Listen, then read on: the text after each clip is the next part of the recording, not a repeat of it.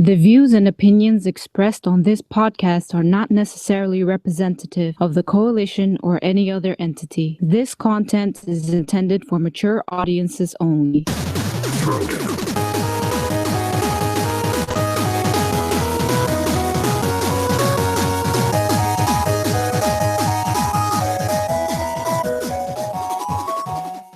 What's going on, people? Welcome to Throwdown, episode 128. I'm your host, Tony Polanco, and I'm joined by Emilio Lopez. Sup, people? How you doing? Chris Seeley. Hey, what's up, everyone? Carlos Romero. What's up? What's up? Adam Vale. What up, people? All right, and we got some special guests tonight. Joining us once again, Mr. Richard Bailey Jr. Good evening, ladies and gentlemen. Never heard of him. The man, the myth, the legend, Weapon X. Reggie, what's up, brother? What's good, man? All right, and now we got a first timer here, very, very special guest here, my man Nicodemus from Tick Podcast. Man, what's up, man? Yo, what is good? I'm ready to lose my virginity tonight. Let's go. Wait. Did you just say your name is Nicodemus? Like from the Secret of Neat? From the Secret of Nim? Yeah. Yes, sir. Nice. Yes, sir. Yo, I'm the first person that made that comparison. I like that. So do you get upset if people are like, oh, you just Nick? It's like, no, don't do that. Some people can't even pronounce Nicodemus, so for those people, I give a pass too. Yeah. And people should know. So, actually, quick thing, because we always do this with people, right? I gotta ask you, what is your gaming origin story, brother? Like, how did it all start for you?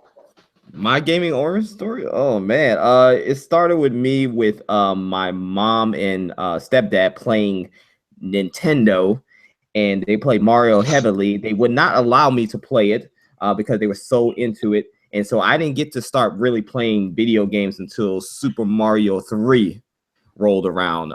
So I played Super Mario 3 heavily. Then I moved into Sega Genesis and got heavy into the console wars back in the day when it was fun. It was Sega versus Nintendo, and I was Team Sega all the way, representing that blast processing. Blast processing that was in there. Son. You know, Sonic was fast. All the games on Sega was fast, and then Nintendo was slow on the truck. Yes. So I was heavy into that. And then, I kind of got away from gaming because I got into, money and women in the streets. And then I got back into it. I got back to it in the PS2 days. And then I moved on to Xbox 360. I was a hardcore Xbox fan. Boy. Yes, I was. And a lot of people, they look at me as a, PlayStation fanboy. And I'll take that card. But they don't know, I was on Xbox heavy last gen. And then now I'm, with the PS4 because it is the best console out right now. So that's my number one console, and I've been labeled a PlayStation fanboy ever since. So that's basically, my short story right there. Yeah, and you like infiltrated the Tick Podcast because that's the Xbox site. You run a PlayStation podcast there, which I was on, and that's how that's how everything got started. Like, you invited me to your show, which is a lot of fun, and then I invited you to Throwdown. So tell us how the hell did you guys do a PlayStation podcast on a predominantly Xbox website? So yeah, Tick is been, like you said, predominantly Xbox for a while, but they wanted to get into the multi-platform scene, and you can't do multi-platform without PlayStation. Let's just face it, they have the biggest install base, the most fans, and if you want to really draw a crowd in, you have to include PlayStation. So we really started trying to hit the PlayStation side hard, and I'm one of the people that are over there representing that and trying to kind of shift gears on that site, because a lot of people, they go to that site just for Xbox, and right now PlayStation isn't really accepted like that over there. And even our podcast itself, you can look at the podcast, Tony, we got like so many freaking dislikes, it's ridiculous. But it's not really accepted like that because people will comment and say, well, I subscribe to this channel for Xbox, what's this PlayStation garbage doing over here? It's a bit of a struggle, man, but we're going to keep pushing, we're going to keep doing our thing, and solidify ourselves as greatness over there with Tick, So, they brought me on as a writer and things like that. And I kind of, always represented PlayStation hard. And, Len, he saw that. And I'm pretty respectful about it. I do have my tendencies, and I say things people don't like, meaning I spit those facts.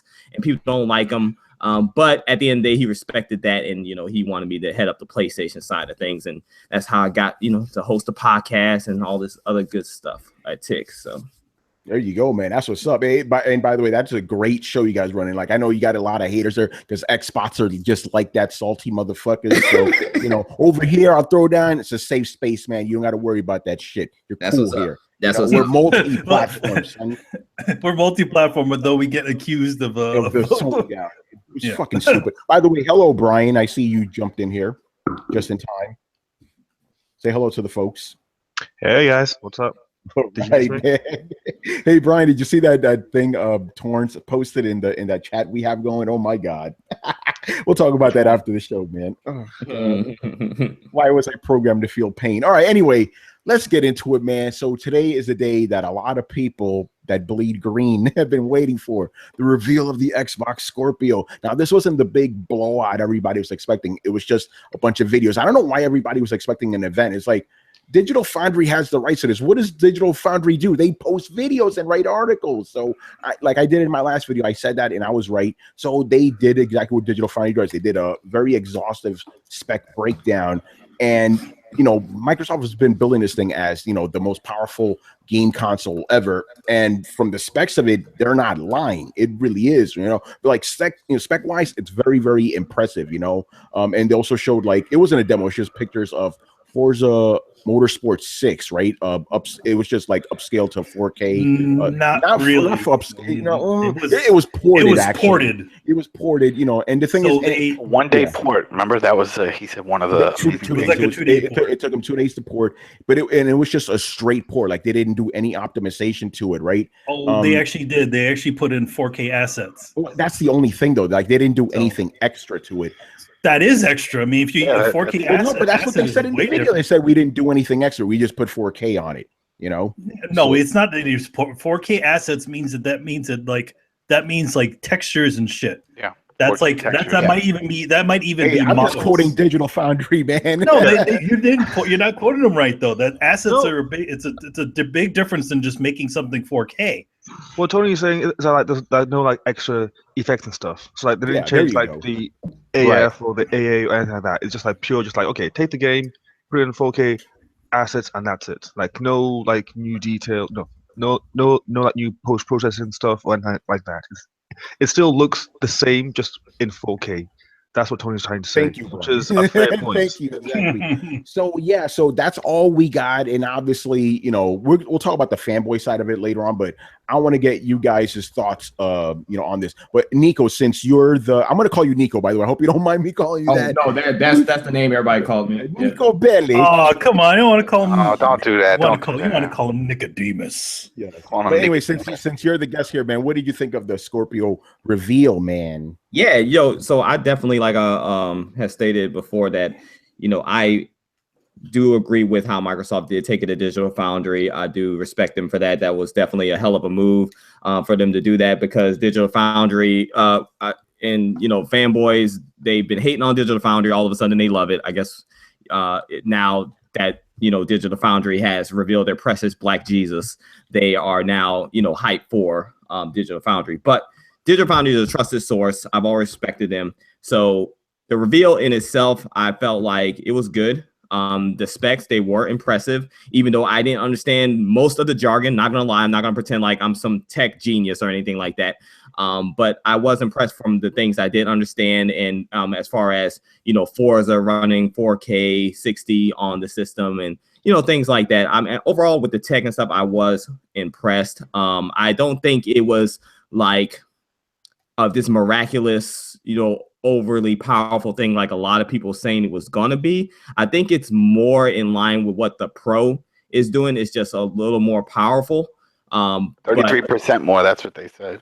Yeah, and I think it's mimicking really the Pro in a lot of aspects, but it is more powerful. I'm not going to deny that. It is, Microsoft did deliver. They are bringing the most powerful console ever made at this time. So definitely was impressed with that. And like I said in the Trophy Life podcast, I'm not going to deny that I do love graphics. I do think graphics matter. I'm not going to change my narrative on that. I've always said that, but graphics never trump gameplay. So if a game is trash, it's trash, no matter how pretty it is. But it is impressive that they're pushing this hardware in, a new direction. They're pushing, visuals in a new direction and things like that. So definitely an exciting time just for gaming in general, regardless of what platform you prefer. It definitely is exciting. So. Yeah. Awesome. All right. We're going to get everybody's thoughts on this, obviously, but I want the nitty gritty. Chris, I had you on special assignment, man. Tell us about all this shit that's going on with it. Well, I'm actually really impressed with what Microsoft was able to pull off. One of the things that I've never seen before, and I don't think anyone's done this, because when guys like Intel or AMD have to do research to make their new CPUs and stuff, they're never thinking like, oh, well, let's see how Unreal Engine runs on it, and let's see how well AutoCAD runs on it. They can't take those into account. They have to approach it very scientifically and figure out how they're going to shrink their transistors and all this shit. So they actually added the DirectX 12 instructions into the GPU directly. So there's 11 instructions in there for DirectX 12, which means that now games utilizing DirectX will just execute on the GPU. There's no translation of libraries or anything like that. So that cuts down a huge overhead. I think that you get a workload drop of 50% with that in theory. So that's a huge benefit to those games, and also an attractive effort on Microsoft's part to ingratiate any third-party developers to utilize DirectX 12, which would make those games third-party exclusive, or Microsoft exclusive if it goes on PC as well. Also, the CPU, it's a 31% bump up to a dual quad-core Jaguar chip that's running at 2.3 gigahertz, and it's similar to the one that's in the Xbox One, but that's one is only running at 1.75 gigahertz. Chris, I need to stop you for a quick second. Didn't you tell people this would be running on Jaguar? Yeah, I said it was either going to use Jaguar or Puma because that was what was available at the time. See, the reason I said it can't be a Zen Core chip is the Ryzen just launched, right? The Zen Core is too new, and there's no notebook or tablet version of the Zen Core as far as I know, right? You would need that, and then all of that added to an SoC that's a system on a chip with all the RX stuff and included. And I said that's impossible because you would push Scorpio to another year at least to get all that integrated. So I knew, when Damien was spewing all that stuff, I said it's not possible. It's just not semantically possible. Not in the time frame they want to launch it. Yeah, that's all part of what they like. If you keep hearing the Scorpion engine, that's what they mean, like the SoC, like that's the chip that has everything in it, that does everything. But like we mentioned during Throwdown a couple weeks ago, that this isn't gonna have Ryzen, this isn't gonna have Vega. These things haven't been out. Like Ryzen's barely been out, and Vega hasn't even been out yet. So unless you wanted to pay for a console that was not going to be prepared, that was going to get delayed, and was going to cost more than $800, you're not going to get those in this iteration. So Jaguar it was really predictable.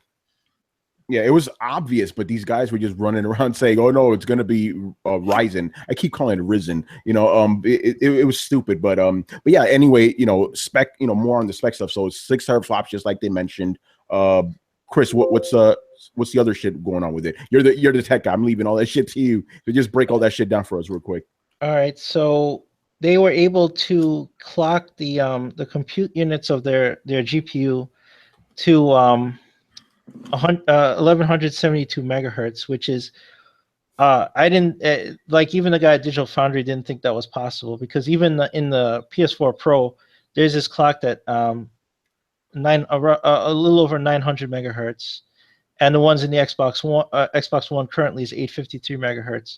So they got more compute units in either of those systems, and they clocked them way higher. So they're getting this huge. That's where you get the 6 teraflops from, and that's what I figured they would do, is just put as much optimizations into what they had to get to 6 teraflops. Again, they weren't going to, like Carlos just said, they weren't going to have Vega, which could probably easily do that, but it would be way more expensive. They had to work with what they had while keeping costs down, so they made all these optimizations, which actually are very impressive. So that's one of them. They bumped up the RAM. They now have 12 gigabytes of GDDR5 RAM in the system on 12 1 gigabyte chips. Again, that's more cost effective, and they have between the RAM, which is right around the SoC, located. You've seen that 3D graphic of the board. It's pretty much how the board is laid out. The system bus is 384 bits wide, and it has a huge pipeline. So it's running approximately 326 gigabytes a second, which means communication between the memory and the SoC is tremendously faster than the Xbox One currently is right now. So when you eliminate those bottlenecks, you're going to get huge performance increases. So that was really impressive. The RAM, there's only GDDR3 in the Xbox One currently, right? And it's 8 gigs, and I think 3 gigs are for the OS and the dashboard. 5 are usable. Yeah, so 5 are usable. In this now in Scorpio, 8 will be usable. 4 exclusively for the dashboard and OS. And I guess that's to get the dashboard and assets to run at 4K on there. So that's pretty impressive. So you'll have more memory than any system available for the games, which is always good. They're using cooling similar to what's on the GeForce cards now. This vapor chamber cooling, which is also unique to systems. Usually they, when they crank out these boards, they put on like basic heat sinks, and they have heat piping and fans. This one, they're really taking care to make sure that the system is cooled as best they can. So that's pretty impressive. Huh?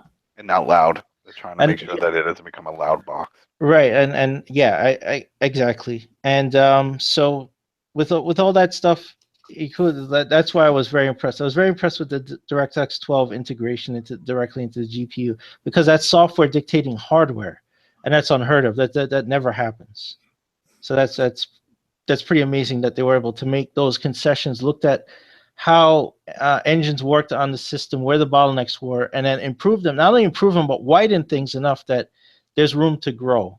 So that's pretty endearing of them. It's like what I got from the video is that these things are more flexible at the silicon level, which means if a developer who's developing a game, a certain type of game, is trying to better access the system, they could go one way while another developer can develop a different way, and you can utilize the hardware a different way to improve on the game's performance and stuff like that, which is pretty cool. Yeah, there's not one way of developing for it. There's multiple ways you can develop games for the new Scorpio, whatever they're going to call it now. Yeah. Yeah, we still have the name. Yeah, go ahead, man. Yeah, also one more thing. So their board manufacturing process is completely different now too. They're balancing every board produced with every SoC to make sure that it's balanced for the chip, so that the power consumption, everything is balanced for each board, which means that they've already had to spend a lot of money for a new manufacturing process to do that. Like, they're just not cramming everything together and the variations on the chips, like whatever, we'll just throw as much power as it needs and who cares? Like, they're actually tailoring every board and SoC together and balancing each one. And if they are doing that, that's pretty damn impressive. They're spending a lot of money to make the system as as powerful as possible, and then catering for things like heat and power consumption. So that's pretty good. Yeah, we'll get to if it costs them a lot of money, it's probably going to cost us a lot of money. But we'll get to that in a little bit here. Actually, Reggie, I want to go to you, man, because you had some interesting things to say about this on Twitter. I want you to, share that with us right now, man. Well, I do agree with Chris. Just a little backstory before we get into things. Me and Chris, we were actually talking about this behind the scenes, as far as if it was going to use Vega, not Vega, Ryzen, and Chris, he actually says something that I didn't think about, which was if it hadn't been made for the laptops yet, it's possible that they weren't going to use it. But I am highly impressed on the tech side. Now, one of the things I said on Twitter was, yes, I am impressed. I give Microsoft the props because, they didn't take it lightly. And, this is unprecedented as far as tech, as far as the games, we had a friend of ours, I don't want to call him out, but Torrance Davis, the 4K textures, that's impressive. And I told him, well, I'm not so impressed by it. Tony said the same thing because it don't have me jumping through it. It's not making me jump out my pants to, they added 4K textures on the thing. I mean, you could put makeup on an ugly girl. At the end of the day, she's still ugly. You know what I'm saying? Shit. I'm just being real.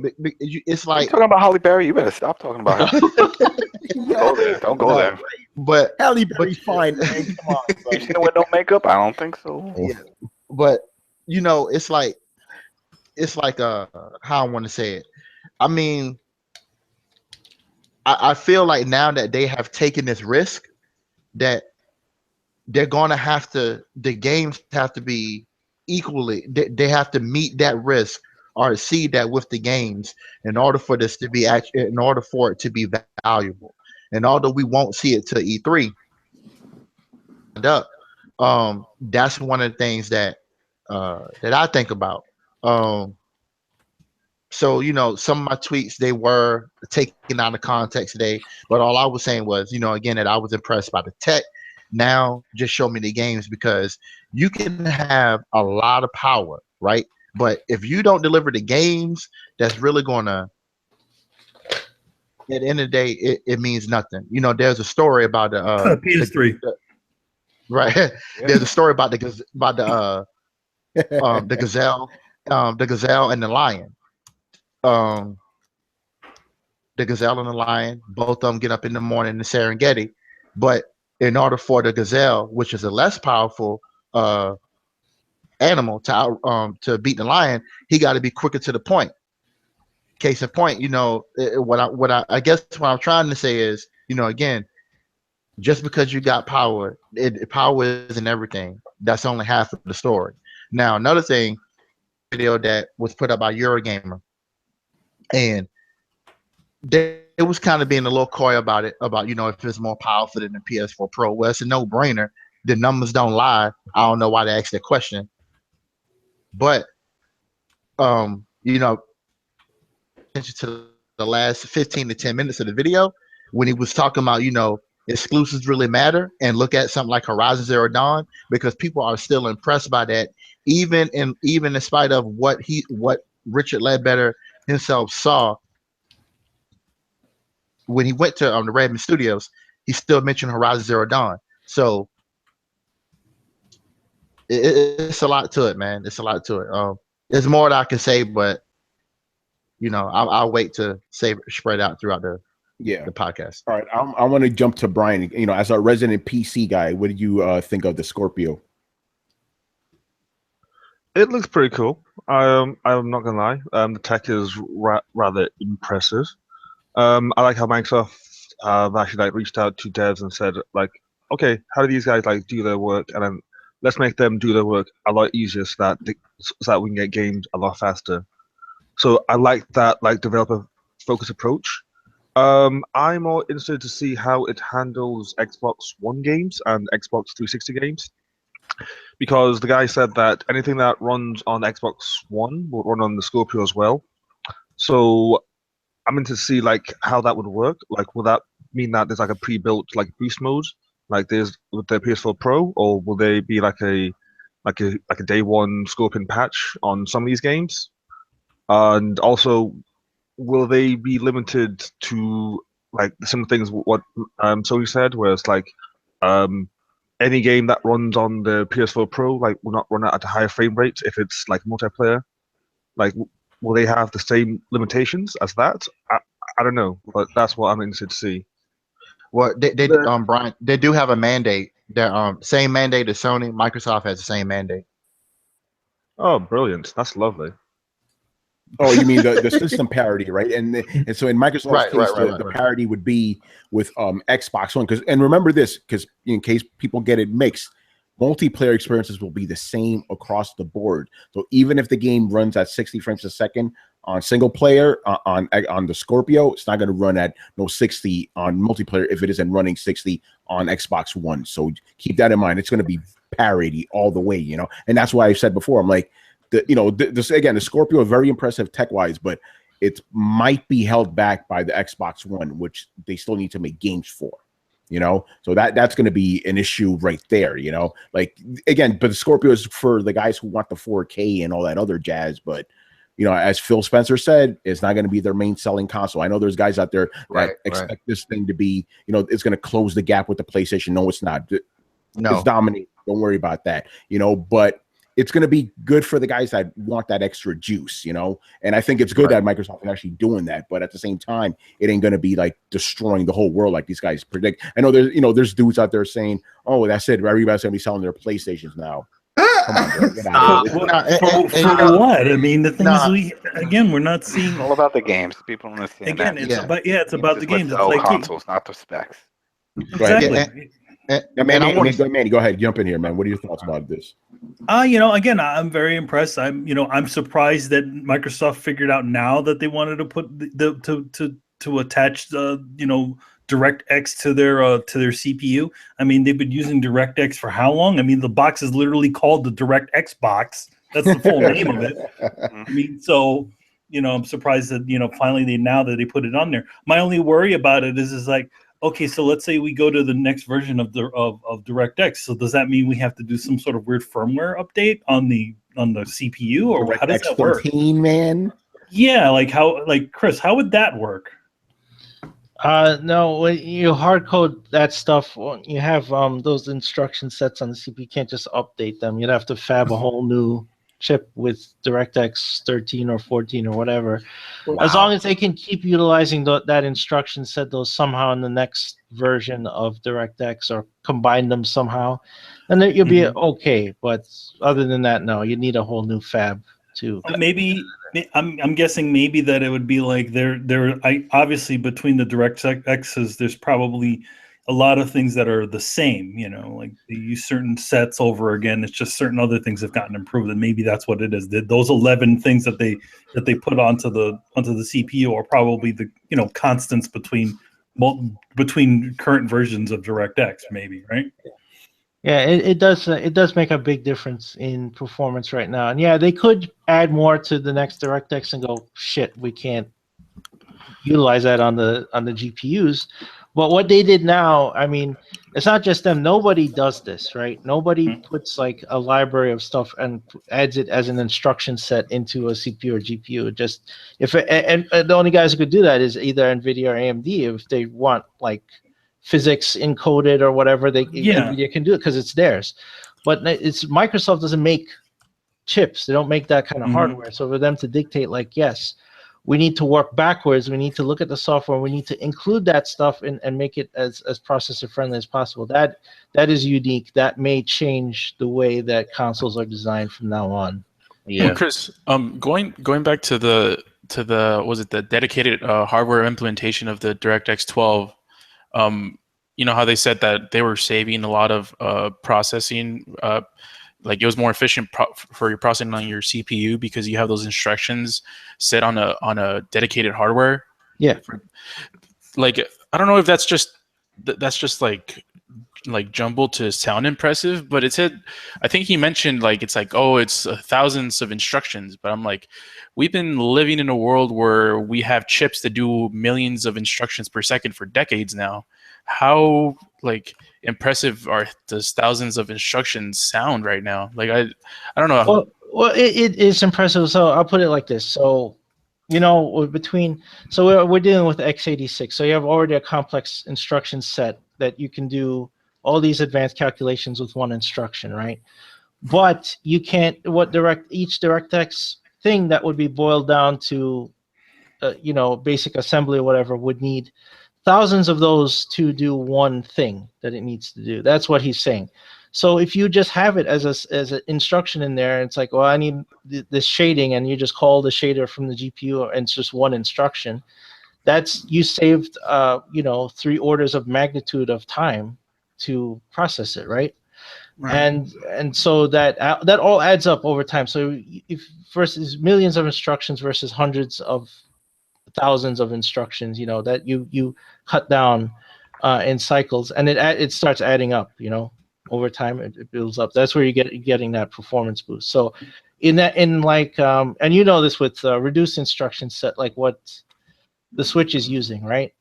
So you want to do something simple like divide a number. Well, you can't, because there's no divide function in the CPU. You have to subtract one number from the other as many times as the divider to get a resultant, right? So you add all these instructions that you need to calculate. You add time, right? But that's the trade-off with that. So with doing a complex instruction set, you clock it higher so you can handle those complex instructions and run them faster, and then you cut down on your processing time overall. Gotcha. Okay, so for me, I think the hardware is very impressive, but at the same time, and what's been said on the panel before, it's the games thing that I feel like a lot of these guys are all just like, they just won this big thing, and we're still just talking about boxes. We're not talking about any games. The only game that we did see, was just a screenshot, which is of Forza, which is the obvious choice to choose for performance and showing resolution. Yeah, and can all we that talk about Forza real quick? Can I mention something real quick before that? Go ahead. Yeah, because I got to talk about Forza. Go ahead, man. Just to be and just to mention this before we go on, Manny said this about the PS4 Pro too. So for people who haven't listened before, so don't be saying that this is some fanboy stuff. Yeah, if you go back to the the reveal of the Pro, Manny said the exact same thing. That's called consistency.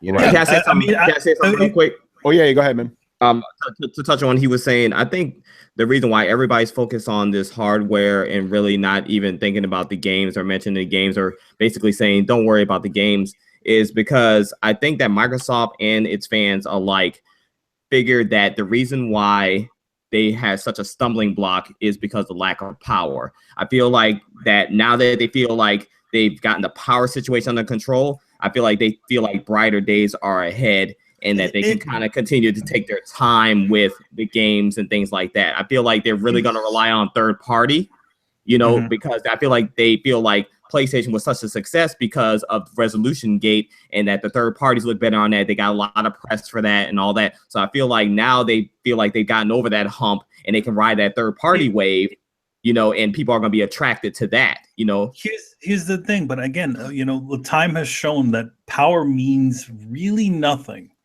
This is in this situation, obviously, the PlayStation, because of a certain sort of things, it's managed to become the top selling console. But that could have went another way easily if Microsoft had the library and had a lot of different decisions. I mean, come on, look at last generation. And I keep saying this. We keep saying the two top selling consoles from last generation were not as strong as the PlayStation 3. Yeah, this is something, and I said this in a previous Tony State, right? PlayStation 4 being the dominant system of the generation, that's an anomaly because usually the most powerful system is not the best-selling one, right? You can go back in history, like Game Gear and Game Boy.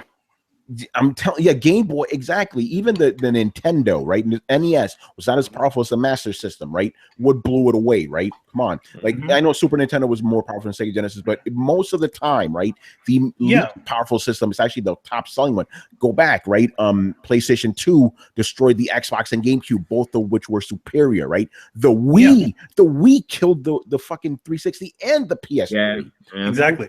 But so, that was through software games. People wanted those games. People want games. That's what's going on. And here's the thing.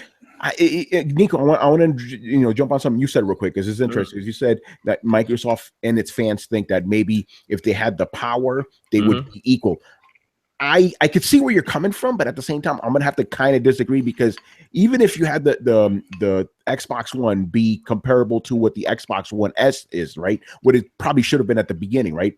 it still doesn't have the games like PlayStation does. Let's just be completely honest right now. Right. You know? So that still would have held it back. Maybe it would have done better, because again, $400 is better price than $500. And then there was also that. Yeah. There's the price point that also killed it too. The price point was probably the biggest. I mean, you're talking. Okay, you're trying to sell people on a console that's not as powerful as the other console, but yet it costs more somehow. Yeah, exactly. Yeah, I think there are a lot of factors, like you guys are saying, there are a lot of factors, but I think the main thing is that the fans and the Microsoft itself has taken away from this just based on the trends and what they're doing with this Scorpio, which is basically, in my opinion, them leaping into a totally different generation in itself. This is not a mid-gen refresh. This is a totally different generation. I disagree. I agree. I feel like it is, dude. Like, I mean, when they're talking about porting games, that sounds like another generation to me. The thing is, this thing is when they say we ported over Forza to work on there. That means that they need to do something different to those games. That means that every single one of those games has to be reconfigured to work on that. No, they said they did it like in 2 days. They did it in 2 days. Yeah. Yeah, but that's for Forza. But again, in a PlayStation 4 game in there, it'll run right away. You don't. Yeah, that's for Forza. Who's to say? I mean, Forza, it's a racing game. What about a big game like Mass Effect? What about a game like any one of those other games? But we don't have that. Like, I mean, if you try to port, what about something like The Witcher? And that's the point I want to jump on real quick, because they showed Forza Motorsport 6, right? And I'm going to be honest, it was the most obvious choice because the game ran at 1080p, 60 frames on normal weak Xbox One, right? Of course, it was going to be able to run at 4K 60 on Scorpio. That just makes perfect sense. That's the kind of game you want to show. Now, will they have things like The Witcher running at 4K 60? I don't think so. Let's just be honest now, So that's when the card's gonna be pulled. That it's up to the developers to decide. That's when that's gonna be pulled out there. Yeah, and we mentioned this before. Like this is gonna have compromises. They mentioned in the Digital Foundry video that Forza the Forza Horizon 3 was running at 4K 60, but if you wanted to run closer to what would be PC Ultra settings, it would have to run at 4K 30. So, isn't that interesting? So there's the compromises you have. If you want to get close to ultra settings at 4K, you have to scale down the frame rate. And Forza Horizon 3 is not. It's a good looking game, but it's not as in like. Well, Forza Motorsport 6 is the one they showed, not Forza Horizon 3. Forza Horizon 3. Yeah. That may be a little trickier, That's not. I don't think. No, that's not running at 60 frames at all on Xbox One. Yeah, my bad. Yeah, Forza Motorsport 6. That's the one I was talking about. Yeah. Hey, Rich, man, get in here, man. What are your thoughts about the Scorpios? All right. First and foremost, I agree with a lot that was said about Microsoft's decision to go to Digital Foundry directly. I did read a couple of articles. One very interesting article I did read is that I know Mike Ybarra had made a statement saying that they felt as though they've lost developers. That's what wanted to make the system more powerful. Try to get some developers back. So I thought that was a very interesting statement to say. But based upon everything that I've heard from the specs, the system sounds great. But I have to say this. I know Reggie has already touched on some stuff. The game issue cannot be ignored. And as someone who I did get the Xbox One at launch, the day one edition. I of course I'm definitely interested in Scorpio, but to me again, it's a question of the games because if you look at how Microsoft has gone through this year so far, you hear about a game and then you hear about the game getting canceled. And then they turn around and say, oh, this is great for gamers. This is great for our fans. That tells me, no, it's not good. Games are important. Software in general is important. What was said earlier about the power, I do believe a lot of that is true because I know a lot of times when the system first came out, it was always this thing about, well, it only hits 100p They have some games that hit 720p, whereas with PlayStation 4, most of the time they hit 1080p. So I know that a lot of people out there think the power is going to help, but once again, as you guys have already said, the power is nothing. It don't have the actual power of the system. And of course, what they did was showing Forza, Forza Motorsport 6. You already know, I played Forza. I reviewed it for the site. Yes, it's an okay game, not as good as Forza Horizon. But the fact that it was a screenshot and not footage, I still feel like, well, whatever. Today, I guess there are some people that saw it. They rejoiced. They were glad that, yes, we have a powerful console coming. But until I personally see in games, I don't really think it's too excited about, because, you need to see why it is worth getting. And even if they had a video, we still wouldn't be able to see. Unless you have a 4K monitor to really display what they're showing in the video. And Digital Foundry, just like Sony, only runs at 1080p. They don't run it. Digital Foundry they do provide. Not that video. That video was in 1080. So yeah, I think you got to go. By the way, Digital Digital Foundry does provide. I think they're patrons or something. Yeah, with video. Yeah, they do. That's again. I was impressed by the tech, but again, it's like you guys said, if there's no real games coming, what's the point? Somebody said this on Twitter, and I agree with them. It's like having a Ferrari with no wheels. Like, okay, it's pretty, but you can't drive that shit. Right. And when you say things like that, people they get so mad, like we're spitting on the day of glory. Like, no matter how much you say. No matter how much you say we are impressed, like I've been saying, I'm impressed with what they're bringing and stuff like that. But then when you mention, where are the games? Oh no, we're not talking about games right now. We're just talking about the hardware. We're talking about power. Wait until E3. Why are you mentioning games? Because this is freaking gaming. Without games, the console means nothing. Yes, that's impressive specs. Hoop-de-doo, hooray, great. That's awesome. You guys have the most powerful console finally. But that's not all it's going to take, guys. You need Yep. Everybody's getting excited for a potential, which potential is, it's great. You have that potential. There. Exactly.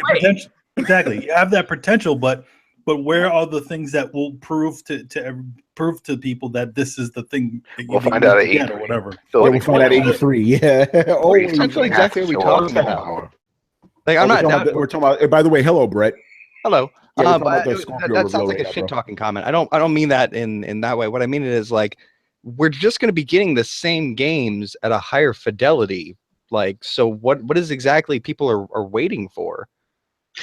Dude, that's a great question, man, because these people are acting like today was the second coming. And if you don't agree, you're a heretic. I think the way a lot of people were seeing it is that, well, they lacked when it came to power, and that's why developers weren't developing. And now that they got this mega system with all the power behind it, it's going to be an issue that developers will come. That whole "if you build it, they will come" type of mentality. Yeah, people feel like, well, look, we got this badass system. No doubt, it is power. Now let's see who shows up. So wait, even though Microsoft said that they're not going to develop games specifically for the Scorpio, fans think they're going to develop games specifically for the Scorpio? Well, there's definitely going to be features. I think that there's definitely going to be features that are going to be exclusive to it. That's no different than what the Pro is doing. But they said no game features were different. The only difference was fidelity. I think when it comes to actual performance, like when they were showing in that video of all the cars being in line in frame, that's one of the features. For example, if you want to see that, you're not going to see that on an Xbox S. You're going to see that on the Scorpio. It just depends on what you mean by features. If you're talking about like higher anti-aliasing, then yeah, probably. But if you're talking about you're going to be able to performance is a feature. Well, if you're talking about more enemies on screen, no. Well, that's what they were showing with the cars. Cars could be regarded as enemies. It's still going to have to be the same game on Xbox One. So yeah, and like Tony mentioned, getting 4K. They're gonna think about what you're saying. It's like, so then what's the point? They're gonna show you, oh wow, look, this game looks pretty good on it, but did you not see Twitter today? That's all they care about. No, I don't look at Twitter. That's it. It's done. Well, these guys are happy again. These guys are happy enough with just 4K. They don't care about anything else extra, bro. So I really hope, and I think they're going to show some crazy games. I think something, at least showing the power of Scorpio. That they definitely. They're not going to come out with Scorpio exclusives, because if they do, they're going to isolate and alienate their fan base, and they're going to be shown it'll expose them to be liars, basically. And that's not only important from gamers' perspective, but that's important from like shareholders' perspective too. The way they described it, it's just no exclusive when it comes to the games. I think the games will be on both systems, but what's in them, it'll vary. They'll probably have a pack or something and say, "Oh yeah, this is for the Scorpio pack. You know, you want all that craziness? That's in the Scorpio pack." No, That's a good way to drive your audience away. Yeah, Adam, that's not gonna happen, bro. There's not gonna say what you want, but they proved it. They proved it by today. Today was proof. Yo, man, Scorpio sauce. Whoa! What did they prove today? Today was proof. The fact that they even showed all the specs. They showed this is power, just common sense power. There's no way I'm going to go and say, "Wow, a Ferrari and a Honda, two the same things." Yay! No, it's not. It's going to be different. They're not going to alienate their fan base. But what they are going to say is this Honda and this Ferrari, they're both on a road that has a 45-mile-an-hour speed limit. So effectively, it makes no difference. The Ferrari. What's the point of having it? It looks nicer because it looks nicer, bro. Yeah, no, but I understand what Adam's saying. Here's what they're going to do. The reason, I know they gave it to Digital Foundry. They want people to understand the specs and believe what they're saying, right? And what they're signaling to developers is that, hey, we have made this for you and you can take advantage of it. What's going to start happening is developers are going to go, well, I'm not downscaling this to Xbox One, so I'm just going to make the Scorpio exclusive. And Microsoft's going to go, well, we didn't see anything, so you go right ahead and do what you want. And that's how it's going to start happening. Yep. It's going to come from the third-party guys. Microsoft's going to ingratiate them into their ecosystem. They're going to go, hey, this hardware really is something, but we can't make this work on both systems. We can't have parity, and eventually the parity is just going to fade away. Yep. Yeah, I mean, eventually the parity will fade away when the Xbox One is no longer on the market, obviously. But Chris, don't you think that'll get a lot of people upset if they do something like that? Well, it will get some upset, I'm sure. The thing is, like, this thing of like marketing people lying to consumers is just like, that's the rule, not the exception. You know, that is what we're dealing with from everyone. You know, it's like, you know, and I mean, I've commented on that before. I mean, dare I say it, like, has Reggie said an honest thing since this year started? Nope. So I mean, that's just par for the course. I mean, I don't expect that Microsoft really, where they were honest, they came through with the hardware. It's like, we promised you 6 teraflops and all this performance, and there it is, right? So they can keep riding on that message, like, hey, we gave you exactly what we said we were going to give you. And then if somebody like EA or BioWare or Activision comes out and says, this game, the way we made it, whatever, it's Scorpio exclusive, then hey, the bad guy is Activision. It's not going to be Microsoft, right? They can just be a sneaky way of doing that. Yeah, that's exactly what they're going to, and that's what I'm talking about. So why does it happen with the PS Pro? Is it just because that they don't have that? It's not that big a jump in technology, or? And so, do you think? No, it's the problem. The thing, what I just like I was explaining earlier, the integration of like DirectX 12. So what you want in your ecosystem, there's nothing between PS4 Slim and PS4 Pro to differentiate the build outs, right? The build outs the same. Whatever you compile on one will work on the other instantly. It doesn't matter. You just put 4K assets in one of them and turn them off in the other one. With the custom GPU that Microsoft's providing people, what they are trying to entice developers to do is to utilize DirectX 12 because it will run so much faster than just using OpenGL or something else to create their shaders and all that stuff. So if you do that, then it can only run on a PC or Xbox Scorpio, right? And then you've got them. There you That's go. what they're trying to do. So that's if that happens, I can't wait to see. And I don't think people get mad because they can do no wrong. If you're a fanboy, you're a fanboy. That's it. It's like, it doesn't matter. It is a straight up lie, though. But again, like Chris said, you know, the executives do lie. Yeah. Right.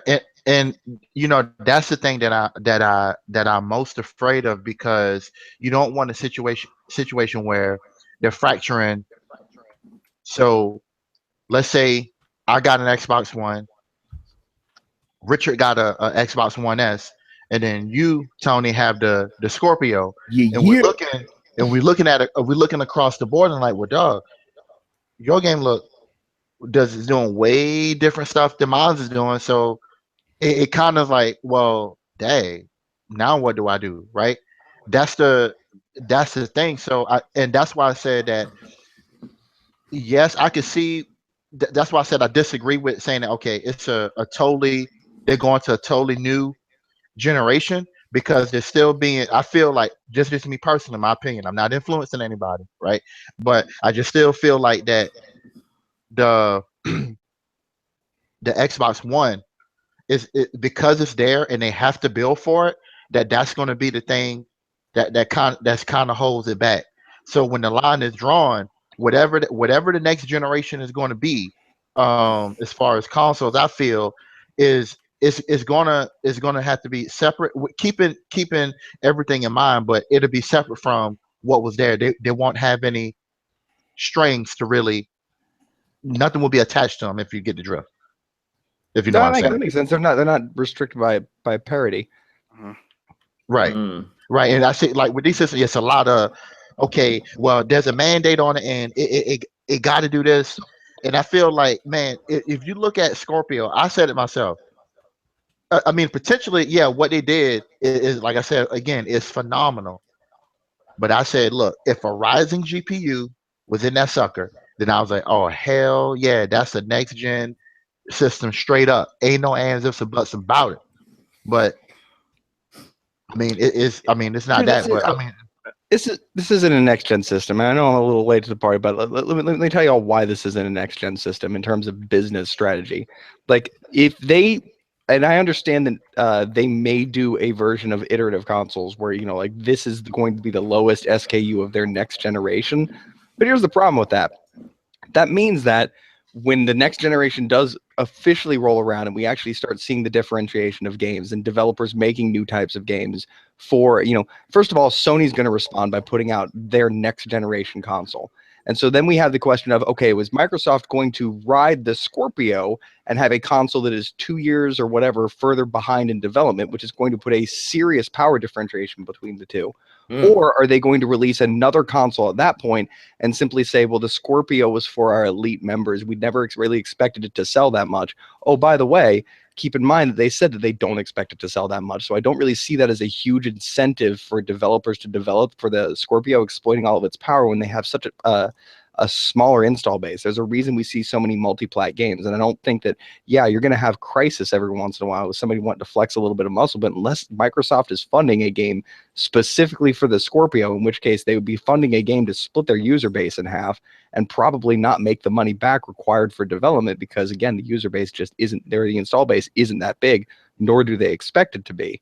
Then, like, where does Microsoft go from there? Like, both of those options seem bad, except for the whole, oh, well, we just release a new system when Sony releases a new system, and that'll be the next generation. I think if they try and push the Scorpio as the next generation, they're bound to fumble on their face. Well, they don't have to. Oh, sorry, you go ahead. No, I'm just saying Brett makes a lot of sense. Too bad that can't be condensed to be put on Twitter, because that just makes a lot of sense. Yeah. Go ahead, Chris. Yeah. What I was going to say is that Microsoft is really playing a long game by putting out this strategy is trying to pull developers over to their side of the fence, right? Yeah. So it's not toting the Scorpio as a next generation system. It's just getting more people ingratiated into their ecosystem and not forcing them, but getting them to use their libraries and their stuff so that they are now not going to spend the soft dollars to port stuff. They're like, oh, well, we're already using DirectX 12 or whatever. We could put this on PC or whatever. So let's just make it exclusive. It's just easier for us and it's cheaper. And maybe Microsoft throws some money in there to sweeten the deal and whatnot, and then you got them, right? So that's what they're doing. So Sony now so there's the chess move, right? So what's Sony's next chess move?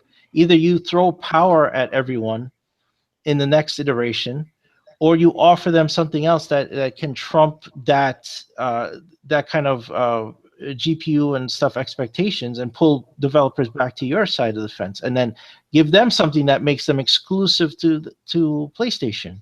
Do you think what that is? I don't know. I'm sorry. Do you think they have to fight hard to pull the developers back? I don't think it's going to be like something to where the developers are going to flock to the Scorpio, and there's going to be this big shift. Well, it's not going to be a big shift. It's a long game. It's a long game where I can. Let me ask you: do you think you're not going to see the shift back when Sony announces a, if this is their next gen console and Sony has 2 years to develop a new console based off of current gen processor or architecture, then they're going to wipe the floor. If you're telling me it's going to be PS5 versus Scorpio, then PS5 is going to stop and it's going to swing the other way. But you're talking pure technical and developer. So from a developer standpoint, that makes sense. But this business is not about what developers want. This business is what marketing guys who run these studios want. Right. So if I can convince guys like Bobby Kotick and whatever that getting in the Scorpio ecosystem is going to net them huge revenue because they save soft dollars using DirectX 12 and all this stuff, and he eats that up, then that's what's going to happen. So now it's on Sony to convince him otherwise when PS5 comes out. It's not going to be like, oh, now PS5 has 10 teraflops and all this stuff. So you think a guy like Kotick or Yves Guillemot gives a shit? They only care about money. Yeah, but I don't see you being like, if you're trying to pitch me as a developer, like come develop for the No, Scorpio, I don't have to pitch you as a developer. I got to pitch your boss. That's the long game, Brett. That's what you're not understanding. Well, even then, you business you get to the number monkeys, and it's one of those like, okay, so how many people own a Scorpio? How many people will possibly be able to buy this game that is going to be more expensive to develop than a regular Xbox game? And now tell me why I should develop this more expensive game. It doesn't matter because I just need your boss to tell you that. And my boss is concerned about money because he reports to shareholders whose only concern is bottom line profits. Absolutely. So I tell you can increase your profits by 30% and we're going to grow our market share by so much, and I can convince you of that. Then I actually that's sort of the prophecy coming true. I've set that expectation. How are you going to convince me of that right after you said you don't expect to sell that many Xbox Scorpios? Well, who do said not that? expect it to be your main. It was Phil Spencer said that. Phil said that. He sees it as a premium product. It'll be a premium product. Well, watch that message start changing over the next year. That'll make shareholders real comfortable. It doesn't matter because shareholders are the ultimate boss. They are the boss of the CEO. Yeah, no, they matter, but the message doesn't matter because information changes daily. So they're not going to remember what Phil Spencer said yesterday as long as he can promise a brighter tomorrow. Yep. I agree with that. I definitely agree with that. Look at the version that we have now of the Xbox compared to what they originally announced. It's different now. All right. Now, the last thing I want to touch on is speculation time now. What do you think this thing's going to cost? I say it's not going to cost any less than $500. Nope. Like, based on what's in this shit? $599 easy with a game. I say it's going to be $499. I don't think they're going to overclock it. I mean, they're gonna sell it at a loss if they have to, but it's going to be $499, no more than that. It can't be. It can't be more than $500. I'm gonna say at least I'm gonna say $499 or $500 because I feel like once you start the $600 range is that difficult range. That's like 3DO range. Once people hit $600, oh man, that's 300. That's 3DO 600. No, excuse me, 3DO was $700. Sorry, it was expensive. And we're talking PlayStation 3 section. Yeah. It's $600. And say 501. 500. Yeah. So okay, let's say to say we all agree it's going to be $500. Over 500, yeah. Essentially, it's not going to be $400. Essentially, no way is it going to be $400. No fucking way. I saw that on Twitter. I'm like, you guys are dreaming now. Come on, guys. It's not going to be $399. Essentially, they're going to be keeping the same old price range as they kept before. I mean, the only thing that I agree with that some people have said, and even Digital Foundry said, is like technically, Microsoft could eat up the loss because they make revenue and other sources. So if they feel like it, they probably could take the loss and again do something crazy like that. Shareholders, they love the idea of a long game.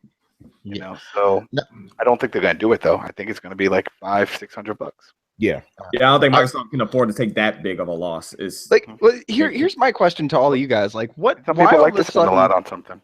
Why all of a sudden do we think that Microsoft is playing this long game when in fact most corporations aren't playing the long game? They're looking as far forward as the next quarter or two. Like, why do we think that they're installing this grandmaster plan that's going to take years to come to fruition, but is ultimately going to pay off? Like, how do you even sell that idea in a world where I'm selling my shares as soon as they're worth something, and so we're jumping from quarter to quarter, desperately trying to convince people that we're going to make more money this quarter than we did last quarter, and it doesn't matter whether we're a thriving business or not. That it just matters that I make more money next quarter than I made this quarter.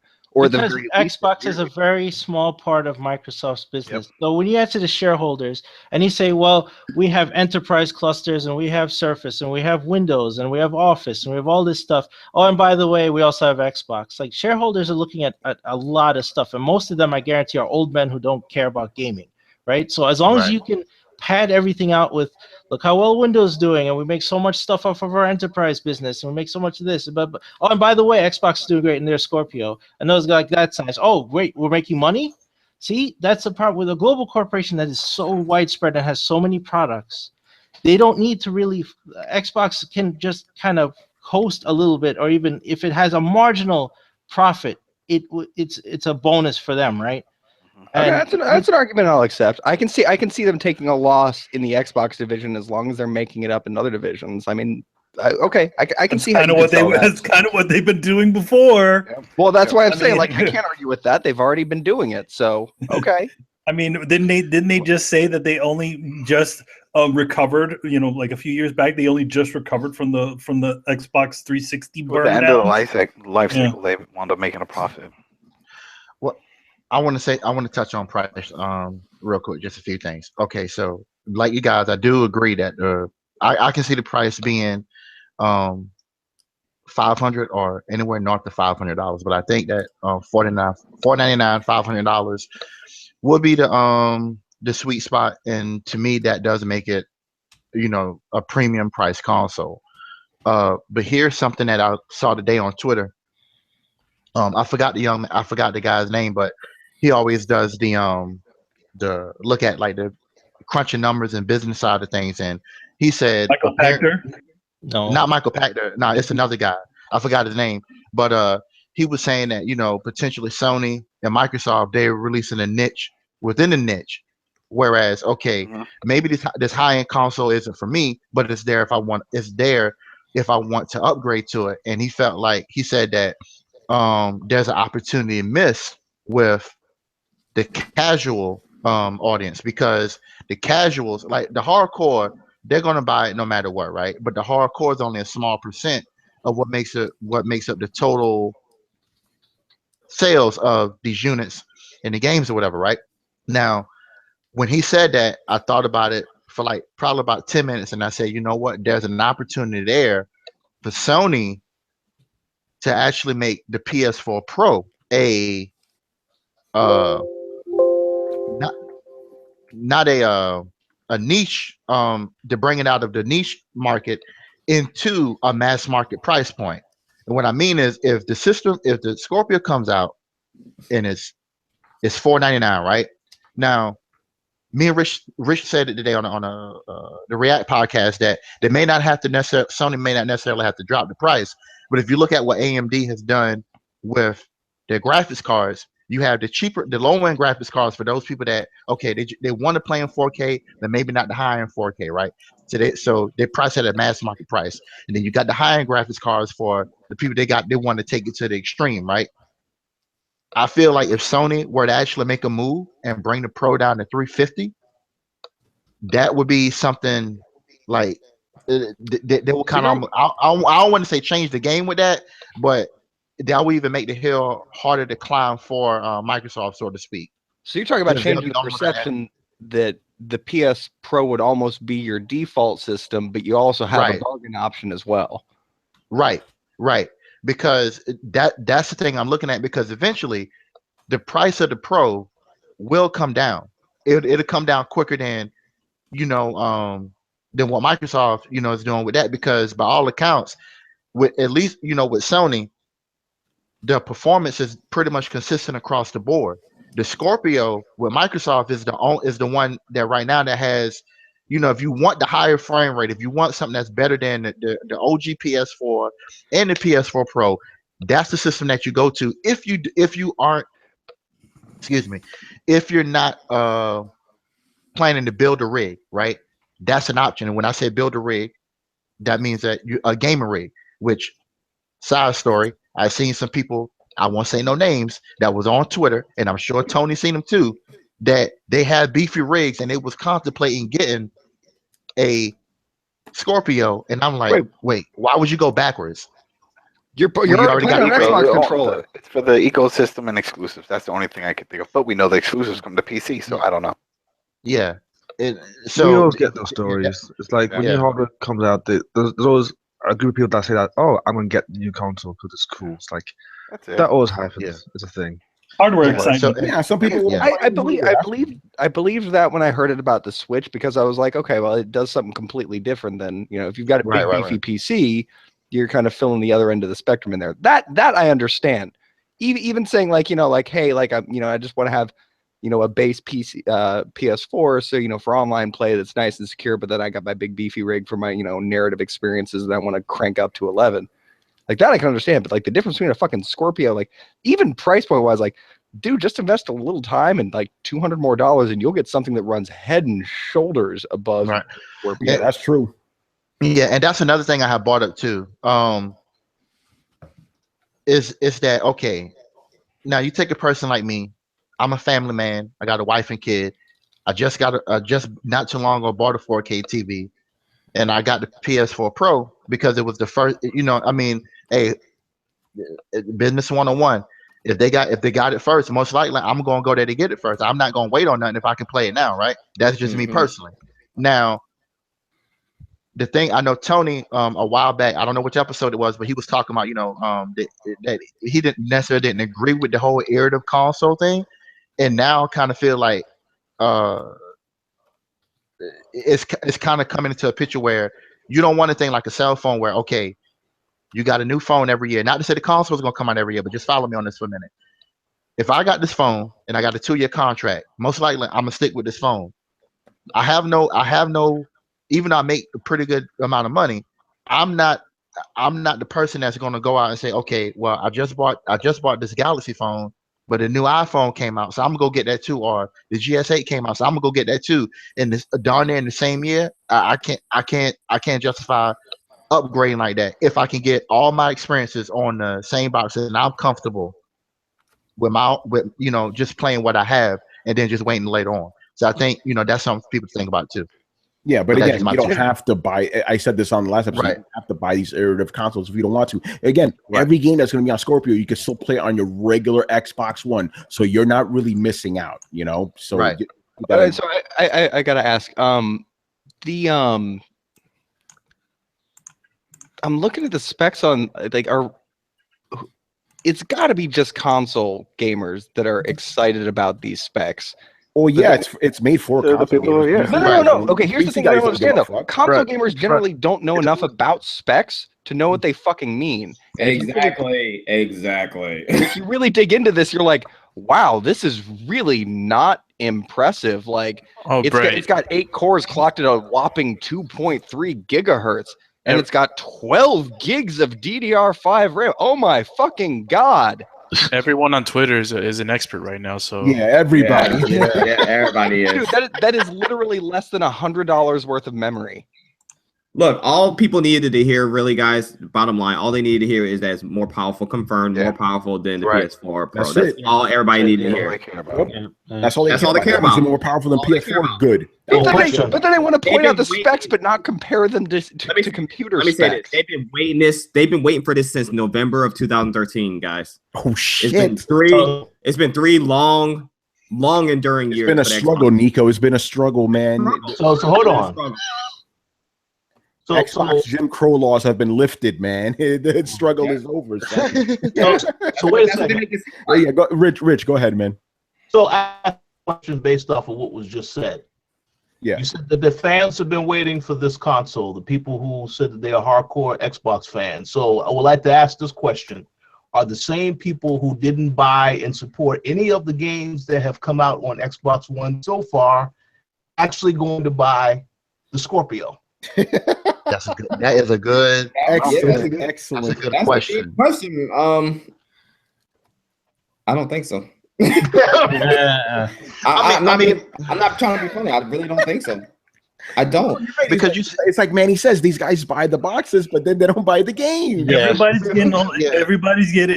getting all excited over boxes. But again, when you lay down the two things, it's like what has the games that people are talking about at this point in time? They're talking about Nier, they're talking about this, and they're talking about all these other things, but they're not talking about any of these Xbox games. And then when these actual good Xbox games do come out, you hear stuff like, "Oh yeah, it didn't break this, or it didn't do as good as this." So I'm like, okay, so what are you guys doing? Are you guys just fighting over the fact that your console isn't this or has secret sauce or all this other bullshit? Why aren't you buying the games? That's what I'm saying. I find it funny, right? That here's the other thing. It's like, okay, you want to talk about multi-console, if you want to talk about platform games, it's like, okay, so the thing is, okay, you want your system to be the successful one, so then continue to support it. Even buy those multi-platform games on your specific console. Keep doing it. Yeah, but I don't know what's going on. But anyway, I want to move on. Great discussion on Scorpio. That was fantastic. All right. Can I chime in like really quickly at the end? Because Brian always does that to me, but you always give me the good. I'm just waiting. Yeah. But okay. Brian, here's the thing: you always do this to me when I'm ready to move on. You want to jump in, but you always give me good stuff, so it's okay. Dude, Brian just likes to add. So all spider boxes are done. Yeah, Brian's like, oh, and one more thing. Brian likes to add that extra cladding to the exterior of the house. Go ahead, man. Okay. For the price point, I say between $450 and $499. No, $499.99. $450. Or we didn't even talk about this. What if they do a trade-in? What if they do a trade-in? $499. Because everyone's saying it's like 500. I'm like, no, they always like do like 99 stuff. So yeah, it's $499. Obviously, it's $499. Because people are gonna be like, oh, $499 is cheaper than 500. Technically, it is cheaper. You know what? 1 cent. Like $1. You put 1 cent. 1 cent. That's right. When you put them taxes in, you get to that counter. And I know here in South Carolina, 500. All right, that's $499. Oh, that's $520. You want that warranty? Oh, you ain't even bought game 1 yet. Yeah, right. Adam, last word, man. But I was just thinking about it because they did this with the Surface, where they were like, "Oh, at a Microsoft store, bring in your iPad or your Apple device, and then we'll give you credit toward a Surface." I could see them doing it with the Xbox, even if they announce it's going to be more. But hey, bring in your Xbox, the original Xbox, and we'll give you credit toward the Scorpio. It'll be cool. I think they'll do something like that to sort of ease the blow. It'd be hilarious if they put a trade-in program for your PlayStation 4. It's like, bring in your PlayStation 4 and get blah, blah, blah. All get the Scorpio. I could see that, too. I could see that. If they want to go that route of like Nintendo and Sega route, I could see them coming out. By the way, GameStop they do it all the time. Very excited about Project Scorpio. Very excited. Because it's probably going to keep them afloat a little bit. They're like, oh, new console. Yeah, like a life. Pre-order now. Yeah, anyway, let's move on, man. Okay, so we got to talk about this thing that happened. It was happening over the weekend, but it really blew up on fucking Monday, right? It's they already have a hashtag for it, hashtag Bendgate. So basically, a number of people. I'm not surprised at that name. Yeah, everything. I want a scandal involving a gate, so it'll be called Gate. That would be brilliant. But anyway, so basically a number of people are reporting that their switches are bending, right? And I think it was Techno Buffalo, whatever, they posted a bunch of screenshots and stuff. So yeah, pretty bad defect right there, if that's what's going on here. But Chris, man, what's going on here, man? I know you did some digging around with this one. Oh well, it seems to be happening to people who play their system docked for the majority of time. And what is happening is that the system is heating up too much in the dock, and I guess the airflow is cut off, it being in that plastic sandwich. And so with that heat, it's deforming the plastic, and it's actually curling, So when you pull it out of the dock, and some of them have pulled it out, the famous picture, Techno Buffalo took that iPad case and he put it down to show that it's curving. And it's you notice it bends. Let him finish, bro. Who took that photo? Because that shit came on Reddit 2 days before he got a hold of it. He did not take that photo. Okay, Brad, it doesn't matter who took the photo. It's real. Yeah, it does, because it's the same single fucking photo that's been cycled around the internet 90. No, there's other photos going out. People have been taking rulers and doing other stuff. Like one guy took a video and he rocked his Switch and it was rocking back and forth on a table. Like there's it's not an isolated incident. And in fact, I would imagine that if this continues, if people play their Switches like that for a prolonged period of time, especially when they start doing competitive games like Splatoon and stuff, like this is going to be much more widespread a problem. Yeah. I'm not saying that it's a counterpoint, because you told me something very interesting. Because by the way, before we move on, people, just to try it out, I don't have the Switch on me right now, but I took a ruler, right, and I did the test. I put it on the back, and it was, it was bulging in the back. But Brett says there's a reason for that. So what's the reason, man? Okay, so I feel like I'm about 3 days ahead of the curve on the rest of these people. I saw this again. Like I pretty much post up in the subreddits of all the systems, and it gives me at least kind of a direct feed to what the general community is thinking and what they're talking about, and that sort of thing, which helps me keep a little bit of a pulse on things. So I saw this photo with this a Switch put up against this iPad case, put up about, I want to say, a week ago now or something like that. Yeah, it was from a Redditor named a username _NSR. Anyway, he had posted and said, I think my Switch is warping, and he showed it against this iPad case. And in general, the community reaction was, that sucks. It looks like it's probably a default. You should send that back to Nintendo. Here's the information. And everything kind of seemed fine. And a couple other people, eventually chimed in and said, I'm having a similar issue.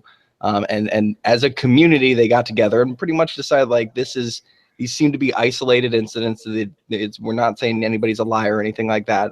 This is definitely an issue. If this happens, please contact Nintendo as soon as possible so that they can be aware of this kind of thing.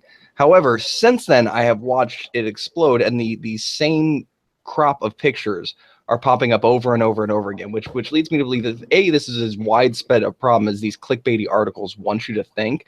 Then we'd be seeing different pictures a lot of the time. And I will say, I have seen several pictures of a bulge in the back, but again, community discussion popped up today where it was like, okay, well, this has been everywhere. Let's talk about this. And the community seemed to settle on a lot of people are seeing bulges in the back of their Switches. Now, we're not really sure if, honestly, they've been that way or they've become that way, because a lot of people didn't measure theirs, against an angle when they got it. However, even when the back bulges most of the time, the front part, the screen, remains flat, and you can test this by removing your Joy-Cons and laying it down, face down, and seeing if your console rocks. However, due to this bulge in the back, from certain angles, it can make the Switch look like it's bending, which is feeding into this wildfire thing. So to anybody who's worried that their Switch might be warping due to heat issues or something like that, the first thing I would tell you is lay it face down on a table and see if it rocks. If it does, contact Nintendo support. And I'd like to hear about it, because I'd like to hear how many people's are actually... What about the melting one? That's what I saw, the melting or something of the ports. Oh, I'm sure some of them are probably catching fire and melting. Like, that's just... Honestly, that's going to be first generation of anything. Like, you're not going to surprise me by saying the first generation of a TV or a console is not going to have at least a few that are going to fucking catch fire. Now, you shouldn't have like the note where it's literally exploding.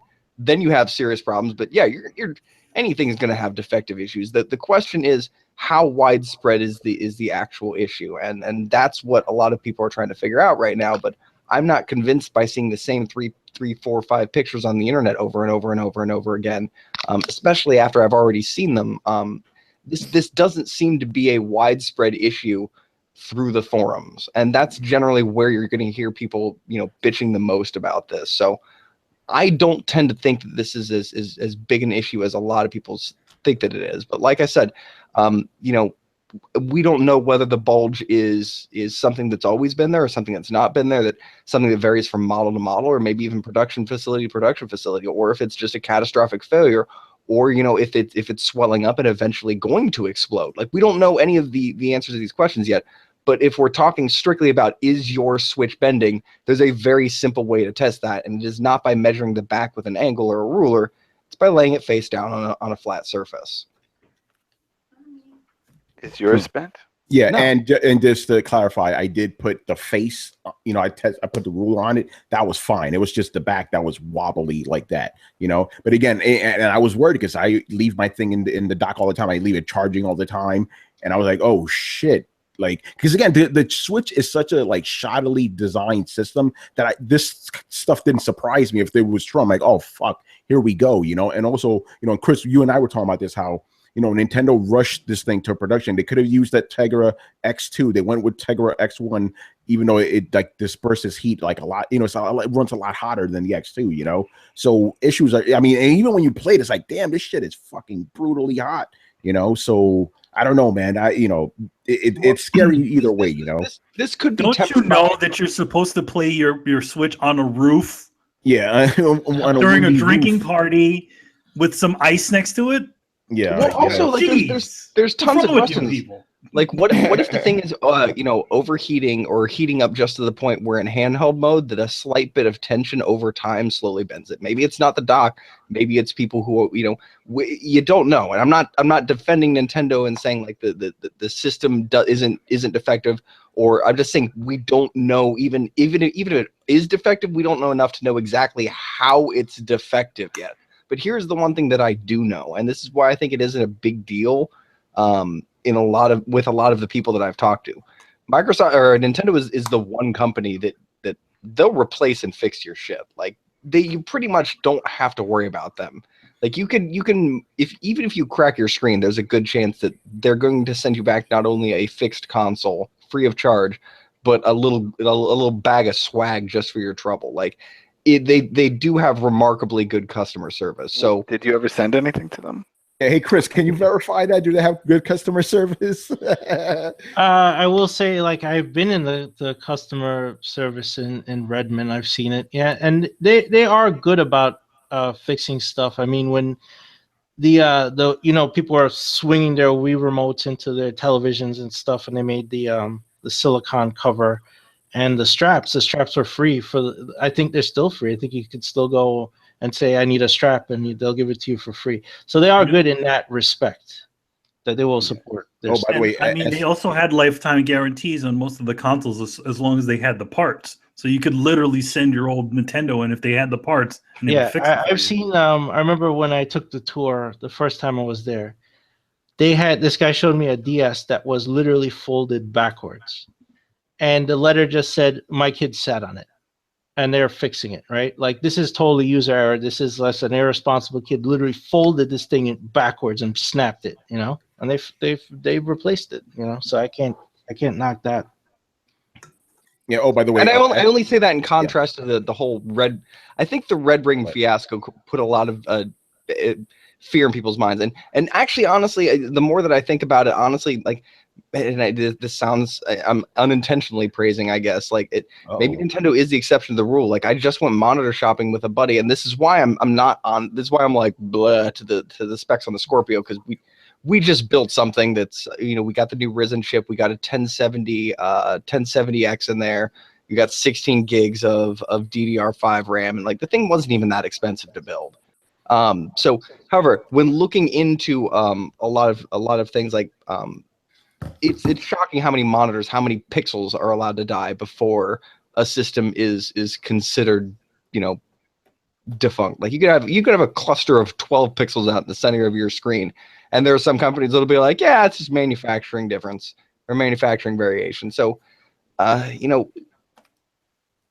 maybe it's all companies who are treating their customers kind of shitty right now, but I don't know. And as a Switch owner, I do have a little bit of peace of mind. I'm like, even if the thing fucking melts, I'll just send it to them and I'll get a new one 5 days later. I mean, apparently what I'm hearing from the community that have had issues, like not only is it coming back ridiculously fast, but people are posting pictures of the free shit Nintendo sent back with their Switch. People are just upset and just don't want it to happen. It's like, doesn't matter if they can come back the next day.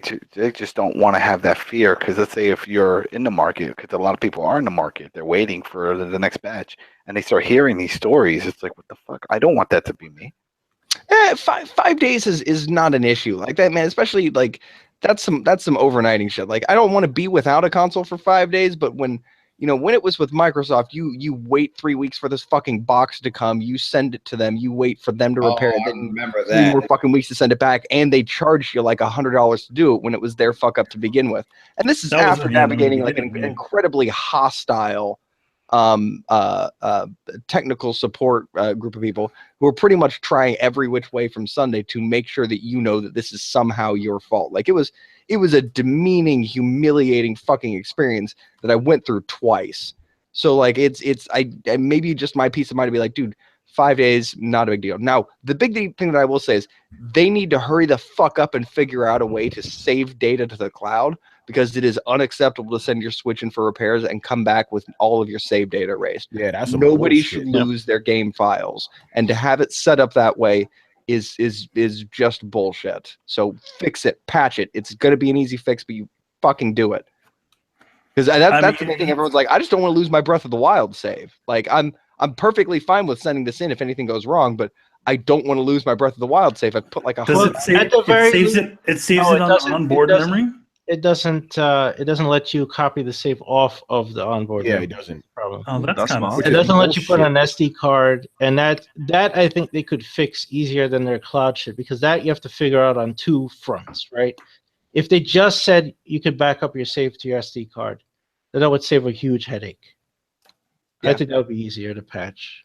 That's true. I think they're worried about piracy, though. I think, like, like the they've already pirated. Really? No. Like, Brian's tweet today, Dark Souls muling via USB drive, kind of shit. Like sharing save files that aren't yours. Yeah, the piracy thing happened like what, a couple of days after this shit came out. You know, it was ridiculous, man. Yeah, they're worried about a problem that literally happened as soon as that console got outside. Yeah, no. I think you guys are missing the point when I use the word piracy.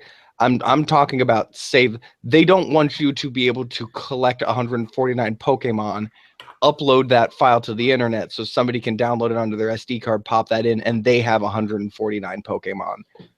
Well, that's a simple fix. I mean, it is a simple fix. I mean, PlayStation doesn't, so does Xbox. You could literally stick a pen drive or whatever inside of your console, and it just locks it down. So it only works on your console. Yeah. So, I mean, there is a way. Every Switch has a system ID. Just write the system ID to the save. I mean, it will you could encrypt it, too, to make it a hassle for someone to break it and do what you're saying. They could put in those safeguards. Okay, then I'm all down. If that's possible, then fucking do that, Nintendo, because losing the save files, like that's the biggest problem that a lot of people are having right now, and it would be bullshit to like get all the unlockables on a game. God forbid something happen, you have to send it in to fix it, and you come back with fucking nothing on like. And imagine how soul crushing that would be on on 4 or 5 games. Like, and right now it's just everybody's playing Breath of the Wild. For the most part. So, but yeah, imagine if you had, 6 months worth of save data that just got deleted. Like that's a catastrophic issue. And my biggest complaint at this point, more so than fucking Bendgate or anybody's shit melting, or even if a fucking thing caught on fire, like catching on fire is bad because that catches other things on fire. Like your system. You don't want that, bro. If you're gonna overheat one, whatever, man. I don't care. And that goes for pretty much anything. We sent a picture to Nintendo's like, yeah, this melted, but my house also melted. So can you get house for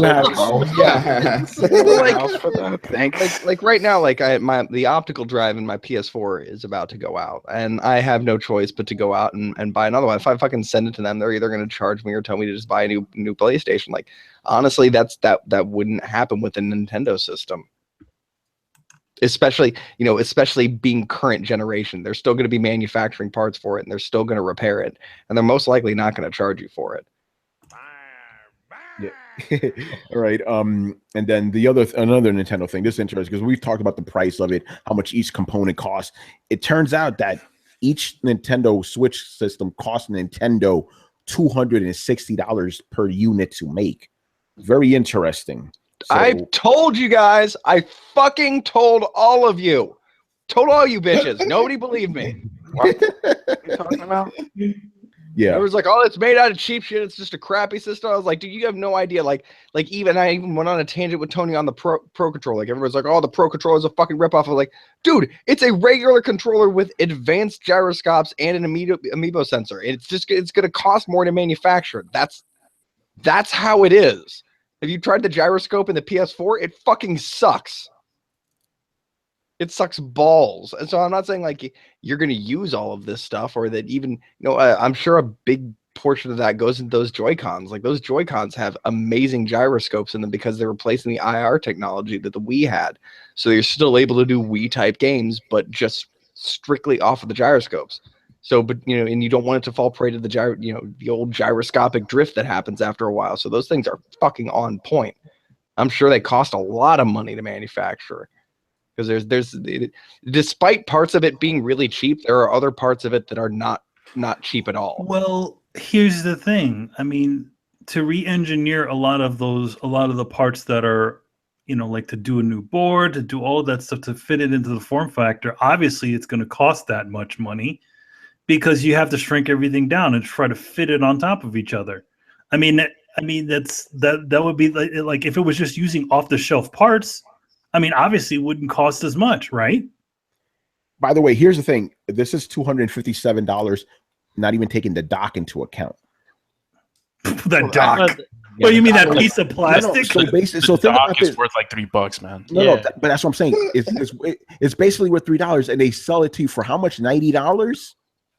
Whoa. Yeah. I mean, that's why I said the accessories are priced for stepping down, that they could still make a profit even offering discounts on those accessories. Those accessories are all overpriced. The Joy-Con is not $50. I doubt it costs nearly that much to manufacture a Joy-Con, especially since one of them does not even have a proper Bluetooth antenna in it. Yeah, as we've broken down before. So I'm thinking that maybe just the console itself, the actual screen and the form factor, that's what's costing the most money. The other parts of it, I feel like, are just things that they've already existed. I mean, how much does an amiibo sensor cost to make? Who knows? Who knows? I mean, the thing, to be honest, it can't be a complicated system. I mean, yeah, it's just it's RFID. It's very cheap. Okay. Yeah, even the 3DS had that thing inside of it. The last version of it did. Like, well, I'm just trying to actually price parts. I'm like, how expensive are really good gyroscopes, like omnidirectional gyroscopic, like whatever the fuck that they use to make that? Because I know Nintendo went big on that, and I know like its precision is good enough that I've heard several people who have tried the Splatoon test say that it's one of their favorite types of aiming since keyboard and mouse. And I have to say, going back to a shooter without the ability to like gyroscopically micro aim it's kind of pissed me off a couple of times when I played PlayStation recently. Well, yo, man, I used to use that on Uncharted on the Vita. Man, on Vita, hell yeah. Hell yeah, Gravity Rush too. Yeah, oh yeah, Gravity Rush. Like, yeah, it's like, why is that whole idea not jumped to console? Is it just because most guys want to use the right analog stick? Yeah, it's the motion. Dude, it's the motion. Your macro, the right analog stick for your macro and your gyroscopes for your micro, and you can just precision aim and just headshot. That shit, bro. You know, console gamers. But the DualShock 4 has gyro sensors. Yeah, and so does but they suck. I use the gyro sensors on Gravity Rush too. On Gravity Rush 2 they work just. I don't think the gyro sensor on PS4 is not bad. It's just not used on a lot of games. Yeah, it's and Nintendo. This is the third generation to have a gyro sensor. Remember, Wii Motion Plus was a gyro sensor. Mm-hmm. They've just managed to advance it and shrink it down, and really calibrate it, and integrate it into the hardware a lot better. So do you think that costs a lot? No, the main part of the cost, which I always thought, is the SoC that NVIDIA made for them. The SoC for the Tegra is probably immensely expensive to manufacture. That's where I think a lot of the cost is being eaten up. So with the Pro Controller, there's a heavy markup. Not like the dock. The dock marks up is ridiculous, but the Pro Controller probably is like $12 or $20 over what it should be, you know. But with the system itself, like, you know, there's no logical way that if you say, okay, the dock is $90 and this whatever the grip cost, you know, that the tablet itself, the main guts of the Switch, the thing that plays the games, is only $120. That's ridiculous, you know. That board is probably immensely expensive. That's where a lot of the cost is eaten up. I mean, look at the Shield console. Go on Amazon and look up the Shield, how much Shield console is. I guarantee it's still like $400 or close to it. Yeah, and they did cut the cost. I mean, they did go for the 720p screen. Yeah. They did go for the X1 Tegra chip instead of the X2, so they did cut costs. They didn't really go for the like the highest grade kind of stuff. Yeah, they pretty much went with the cheap stuff. All right, let's move on here. All right, Manny, I know you want to talk about this one. So, okay, everybody knows about, you know, the weird, funky animations on Mass Effect's characters' faces and the models and all that. Okay, this is just a rumor right now. It's based on a report, so, you know, we can't give it too much weight. But the person who found it out has actually, you know, Liam Robinson is his name. He's reported stuff before leaks that actually came true. Some BioWare wants to. So, you know, might be some truth to this. Basically, what happened is EA told BioWare, human faces are not really important. Get a B team to handle that shit. You guys handle. Wow. Yeah. They were saying a lot of the management was saying that within the office too. Yeah. So and to make things worse, BioWare's main artists, right, the in-house guys, were begging them, "Can we please fix this stuff? It looks bad." And they were told no. No, because the rumor and the speculation from what he said. Liam said that one of them speculated that it might have been having to do with the whole idea of trying to make, you know, universally acceptable sorts of games. You know, what people are saying, the male gaze or something like that.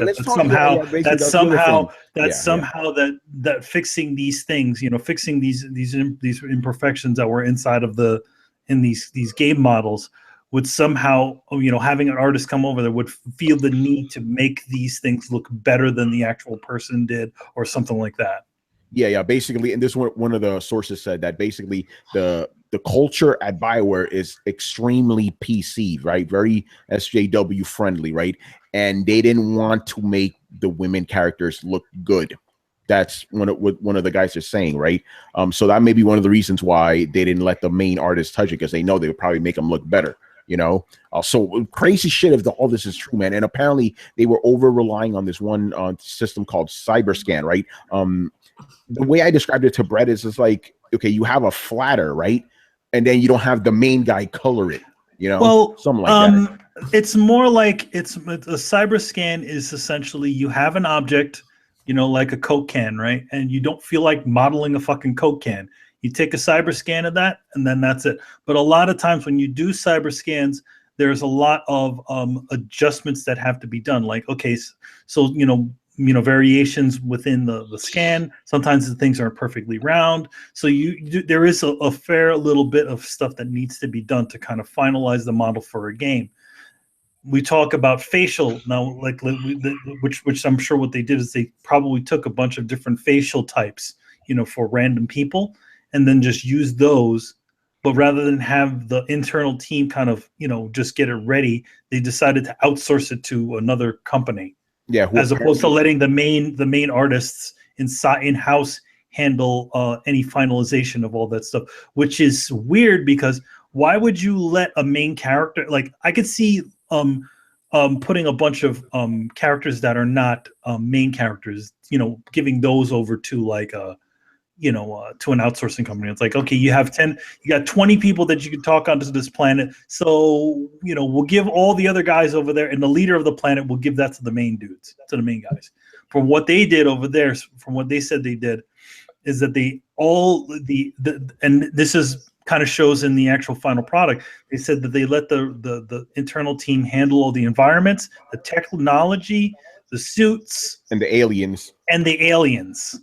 So those are the parts that actually excel in the game. You go to any one of those planets, you see all the the environments and stuff like that. That was all finalized by the team, ships and all that other stuff, with the exception of people's faces. Which is insane. But the thing is with the cyber scan, basically they scanned it and then they just kind of just threw it in the game. They didn't do they outsourced it. They even said it. They outsourced it to another company. Guys didn't do anything to it, basically. No, yeah, they just got it good enough for the system and then just said, okay, here, take it. And that's it. So I mean, obviously, I kind of did say something like this before, where it's like, with a massive game like Mass Effect, yes, there are some concessions that have to be made. Again, the automated voice analyzation software, which makes the characters talk and do all kinds of other things. Obviously, those things aren't they're not fully pre-animated. I think they did this to kind of save, so they can get the game out and done time. But at the same time, you have to choose your battles, and you have to make sure that at least that your main character guys, the people that you interact with the most, look the best, And I think they didn't make that the management didn't make that distinction. They just said, okay, all people, they're from this, give it to the outsourced team. I got a question. When did BioWare become so PC? Because Mass Effect female characters, aliens, humans alike, have always been sexy. Like Miranda was hella sexy. So when did this come about?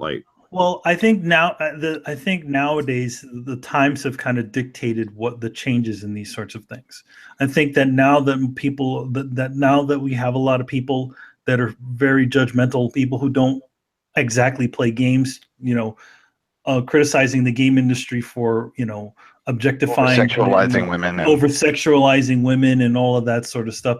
That stuff is out in the zeitgeist. So rather than and obviously Mass Effect has had issues before, with the fact that you can have a relationship with certain people, or have have sex, which is really stupid because you can have sex in a lot of games, but for some reason that game is the one that it's like, oh. When people hear sex, they think of pornography, which is not what it was. Well, I didn't get a chance to read it, but I saw something else about transgender. Like they were apologizing to the transgender community over. Oh yeah, that's a whole other thing right there. We'll quickly go over it. So basically, there's this one character in the game that you talk to. She gives you a mission, right? But if you come back to her and talk to her, she just says, "Oh yeah, back in the Milky Way galaxy, I used to be a guy, but I wanted to be a woman, so I changed it here." And a lot of people got mad, and I kind of agree with them on this. They got mad because it's like no trans person would just blurt that shit out like that unless they trusted you, Yeah, unless you. Oh, by the way, and now they're patching that, so they're going to change all the dialogue in that now. Unless you're a person that already knew this person beforehand, right? Or they knew you, or you knew them well enough where they where they could tell you that stuff. But for the most part, transgender people don't say they were fucking this or that. They want you to know them as they are sitting in front of you. Exactly. Like the best way to do something like that would have been like if you talk to somebody else, it's like, oh yeah, I used to be with Jeff. Jeff, who's Jeff? Oh, that's Jennifer over there. She, don't pass this around, but he used to be a dude. Like that's the sort of way you do that stuff.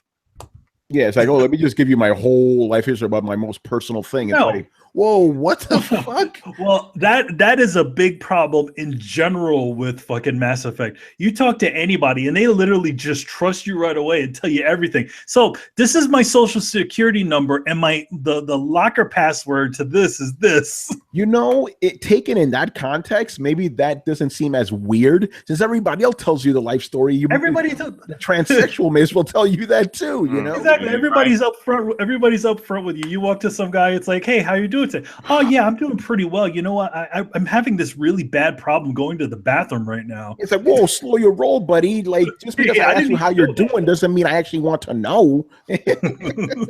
Slow that shit down real quick, But right now, today, and I tested on myself, they changed the eyes and stuff. They look a lot better. They animate a lot better and stuff. Oh, but yeah. Like one of those cases. They showed that one that they keep showing everywhere. What's her face? Crazy eyes. My girl face with is the tired. Oh no, but Yeah, the tired eyes are tired. They fixed her. They fixed her dialogue, man. Come on, what the fuck? They fixed her pretty well. Like, I'm just coming from someone that plays Just Cause. Like Just Cause is bad. Yes. Oh my god. I feel like they definitely with the acting that they added to it, like she moves around and she looks angry and stuff like that. Like they actually gave those dry lines a little bit of something to hang on to. But before they were just a bunch of talking heads. Yeah. Yeah. It's sad though, man. You know, like it's like they got to patch all this up, but you can't patch. Can they patch it to actually on PC? Guys, I'm pretty sure they'll make the women look sexier. You know. Well, I mean, the lady writer, she always looks like she's halfway smiling all the time. It's really weird. I don't know, man. And the model she's based off, she's beautiful. You know, it's like she's fine too. Well, yeah, Reggie, I know, man. you drink that bath water, Reggie, man. Yes, sir. In a heartbeat. Here is the biggest. That man sounds sop her up. Here's the biggest problem with. Here's the biggest problem with a bunch of people, kind of outsiders looking into gaming. I mean, you guys got to understand, like, friggin' gaming, media, all that stuff is all fantasy. So what's the problem with people with fucking Guardians of the Galaxy? Those are the most. Every single one of those people in that Guardians of the Galaxy are very nice looking people. Even the raccoon. Even the raccoon. It's a nice looking raccoon. He could have had his eye hanging out or some shit, like scratches. Again, that's just the way media is. We're selling fantasies to people. Okay, so they're in a world where fucking Kurt Russell, is there. Come on, guys. Seriously. So yeah. I mean, why can't and instead of like saying to the point where it's like, okay, everybody has to be ugly, that's even going overboard. I mean, if you're gonna do a diversity of people, then actually do a fucking diversity of people. If you walk down any sort of street in fucking New York City or any city, you'll see a variety of different people. You see ugly people, you see sexy people, you see nice looking people, you see normal, regular looking people. But it's not just one or the other. And I think that BioWare even had that issue with when it came to the storyline. It's either black or white rather than gray. Yeah. It's crazy. I don't get that. But that's what the report said too. It's like in order to not offend anyone, they made all the characters not look attractive. That's ridiculous. I'm offended. Yeah. I'm offended. Again, you should have the how women's is that? Again, you should have a variety of people. Okay, if you're into kind of like not super sexy lady or dude. Okay, but the thing is that funny thing about that game is that all the guys in that game look good. So wouldn't that be considered sexist? Yeah, all the guys are like supermodels. All the guys have fucking rippling abs and all that other bullshit. Yeah, so I'm like offended. you said, I don't have rippling abs. I'm offended. Yeah, I have a gut. Piece of shit. I'm offended right now. Is there any fat people in space? Oh, obviously not in fucking Mass Effect. Come on, right. It's all like Manny said. It's all power fantasy, just like comic books. Imagine they decided New 52 Superman is some fat slob with back hair and his costume's a mess and stuff. Like that's Superman now. I guarantee the book sales will just fall. It's like I don't want to look at this fucking exactly hairy bastard flying around. You always have to find that line. Ron Jeremy flying around. Yeah. Oh no. Yeah. Well, didn't they say they really wanted Bob Hoskins as Wolverine? That would have been awesome, to be honest. Man. I don't know about that, but yeah. If you saw him in one of his original movies where he played a mobster, what movie is that? Brian, you know what movie that is, right? He played like the leader. Shit, I can't remember the name of it. Fuck, whatever. I can't remember the name of it. But which actor was it again? It was Bob Hoskins. Wait, Super Mario? Yeah, but before that, he played this like British mobster guy in this one movie, and he was in Roger Rabbit. So you assume Brian would know it because he's British, really? Well, yeah, he would know it if he likes movies. Brian's offended. I'm offended for Brian. I know every American movie. You know? No, it was definitely a good film. He did a really great acting job on it. Just trying to tell EA, not all men are models, and not all women look like they just retired from MMA. Oh. Yeah. Damn. That's the sort of thing, if we're gonna we're talking about, if we're gonna go diversity, then do actual diversity, not this haphazard bullshit. Well, it's the pendulum swinging the other way. Like, diversity doesn't mean like, oh, we've had all these hot women in all these games, so now they need to be ugly. Like, that's not diversity. You're just swinging the pendulum in the opposite direction. Like, you need balance. It's supposed to be balance, guys. Yeah. Yeah, there's a problem when the Krogan women look more attractive than the human women. Oh, that's a problem. Wow, that's a real problem right there, man.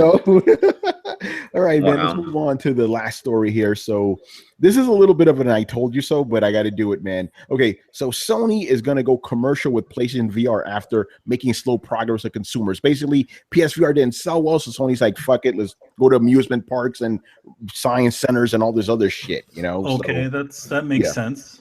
Which is smart. Again, here's the thing. How does VR work? You can't fucking sell VR, people, just because you say it's fucking VR. It always is you have to try the damn thing in order for you to go on board. I mean, obviously there's people who like, oh yeah, this sounds really cool, but it's another thing to actually go into one of those things and say, oh man, this is really cool. And that's what they need to do. They need to go out there and demo this thing to people. Yeah, it's supposed to be the general consumer's VR system, but yet and all they have it behind this wall. It's like, okay, you have to buy it in order to try it. Sounds like Nancy Pelosi, but I'm not gonna get into politics. Yeah, I mean, but I think this makes sense. It's like because VR has more applications than just gaming, as we've talked about. So this makes sense to me, But I think like Sony wanted to sell 1 million by a certain time, and they only sold like 900,000, which is they missed the mark just by a little bit. Yeah, I mean it's a little over that. I think they're closer to 1 million, having 1 million units sold. But I think that one mistake that they made was, okay, you came out with it, you showed it at E3, they had a pretty good reception when they showed it last year or the year before, right? But when it finally came out, you said you was going to have demos, all across, different brick and mortar stores, but for whatever reason, that didn't pan out. Oh, I'll tell you the reason. Because the brick and mortar stores are not going to fucking clean those things off. People can get eye infections and all kinds of other shit. Yeah, you got to have somebody there like doing the maintenance and kind of like helping with the demonstration and stuff. It takes more than just putting it in the store. Like they had at Best Buy, they had to have a guy there. He had to be there to put it on people's heads and watch them. It's a bit of a liability. Just let people go at it. Exactly. So it takes a little more effort. I remember. You can't just pop. You just can't pop a demo station and say, "All right, kids, go at it." Remember, last year when they were demoing it at E3 and PAX, we were getting pink eye. So yeah, I'm not making that up. That happened. True. When I heard Chris, when we were there, we're like, "Don't try the fucking VR, bro." Yeah, no, I honestly didn't want to. I was really afraid of that, and it was happening.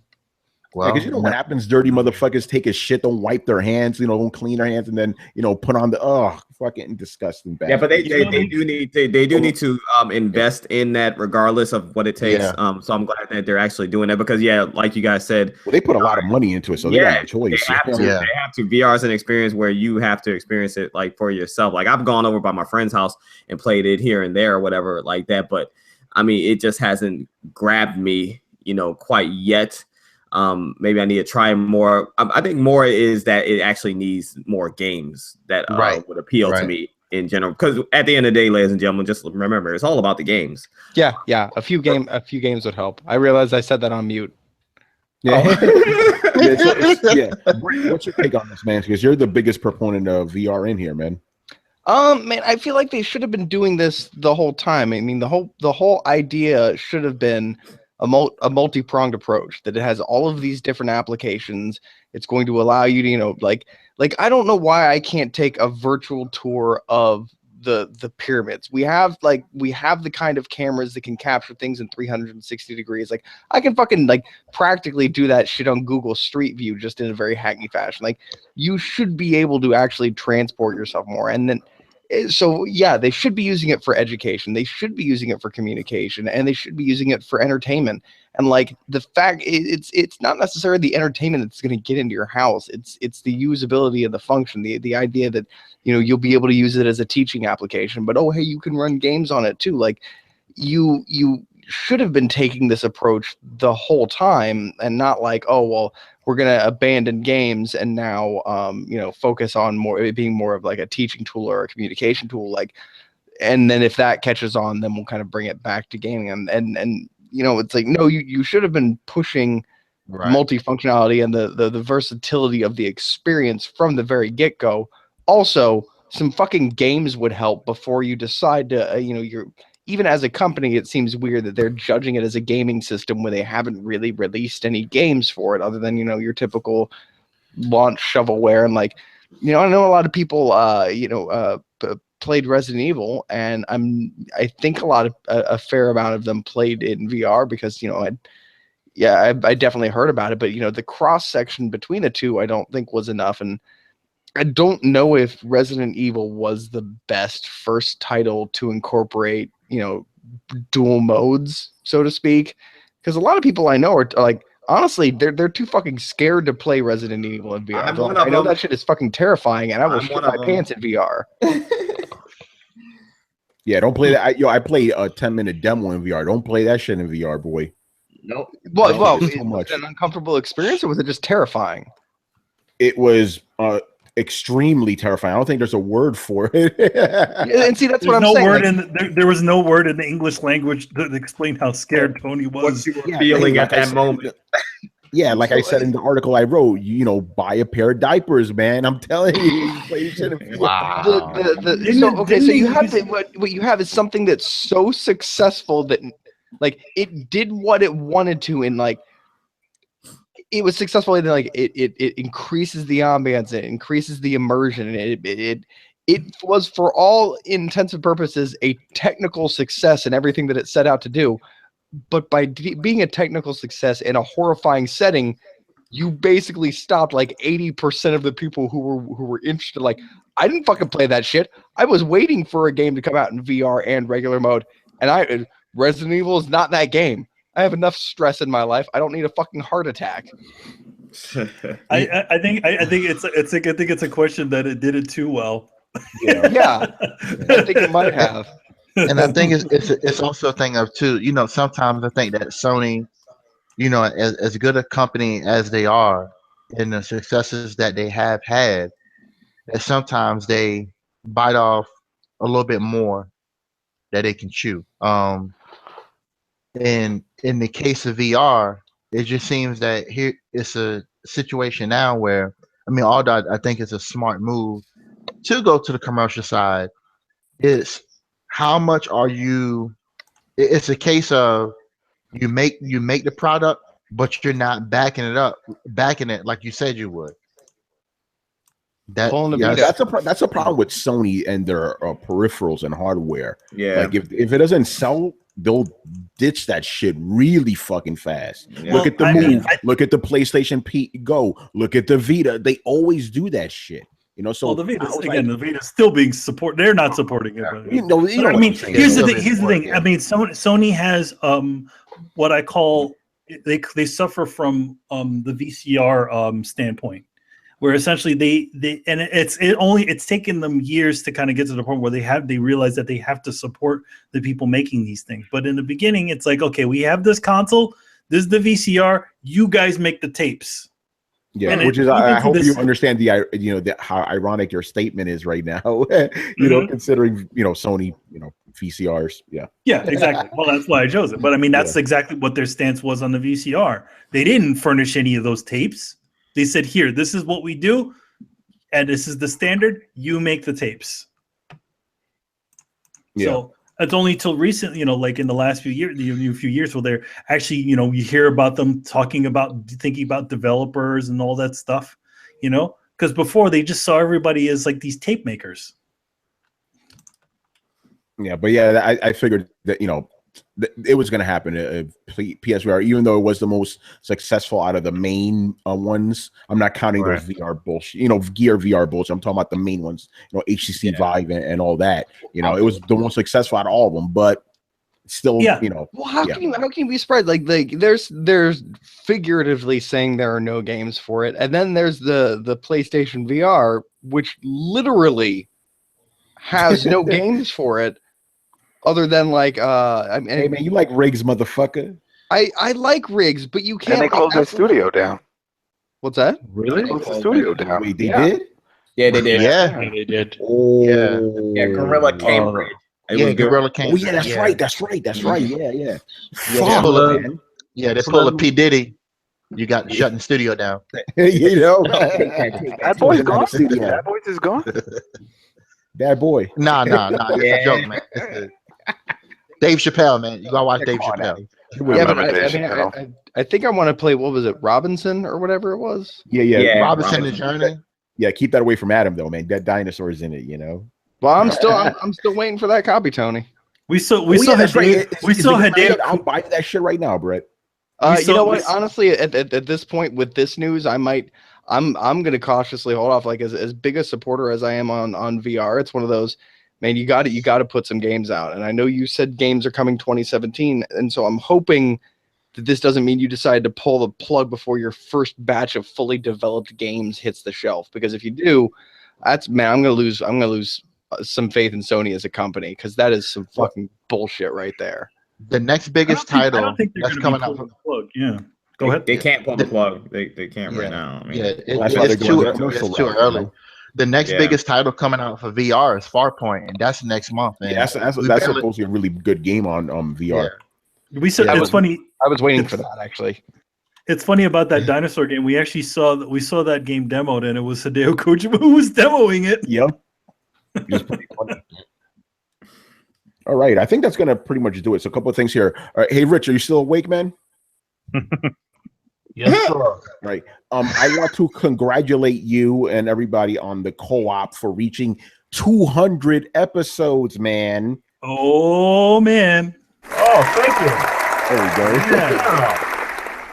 So yeah, do you have anything you want to say to the fans about that? Well, I just want to thank everybody that continues to support the show. I also gave a shout out to everybody that has actually been on the show. So I did give a shout out to you, Tony. All right. Several others. I haven't been on the co-op, but you don't like me. Oh no! Hey, anybody in here is welcome to be on at any time. So that's just let me know. That's awesome. And also, obviously since you're here and Adam's here, got to give you guys props for WrestleCast, Yeah. That's right. Doing the wrestling. How you going to have the second episode be like 3 hours long? You motherfuckers are wild. 3 hours. That was 6 hours with intermission. Hey, you guys are wild, man. Bad respect for that. And Adam, this dude, he did the WrestleCast, right, for like 3 or 4 hours or whatever. Then he jumps on Throwdown. We did another 3 hour podcast. Yeah, he was like, "Don't worry, it won't be that long." Next, 3 hours. 3 hours. And Adam usually hangs out after the show. This motherfucker dipped. That's what it was. Well, I mean, it was a Sunday, and he had to do the. Yeah, it was tiring. That's awesome, man. So I do. Yeah, go ahead. I do got to apologize. Since we're on the subject of wrestling, I do got to apologize to Adam Vale. Look. Why is this? I went on Netflix and I watched the first 2 episodes. Don't hurt him, Hammer. I watched the first 2 episodes of Lucha Underground. Yo, man, look. Okay. There we go. Yeah, man. Okay. Yeah. There we go. Oh my God. It's good, man. It's good. It is good, and it's different, and it gets better. Once you get into toward the end of season 1, and you start seeing all the craziness, season 2 just goes in a whole other direction. Yeah, it's different. I was like, oh man, this joint is deep. It's very entertaining. It doesn't pretend it isn't what it is. Exactly. Yeah. It doesn't take it too serious. It's like, get ready. This is a crazy story. You're gonna see people getting robbed at gas stations. You're gonna see fights. You're gonna see, but you have the girl that takes people's souls when she licks them and stuff. It's not. Oh man, you about to spoil it? I'm sorry. You don't spoil it. Taking souls when she look. Oh man. Oh man. I know I'm doing tomorrow night.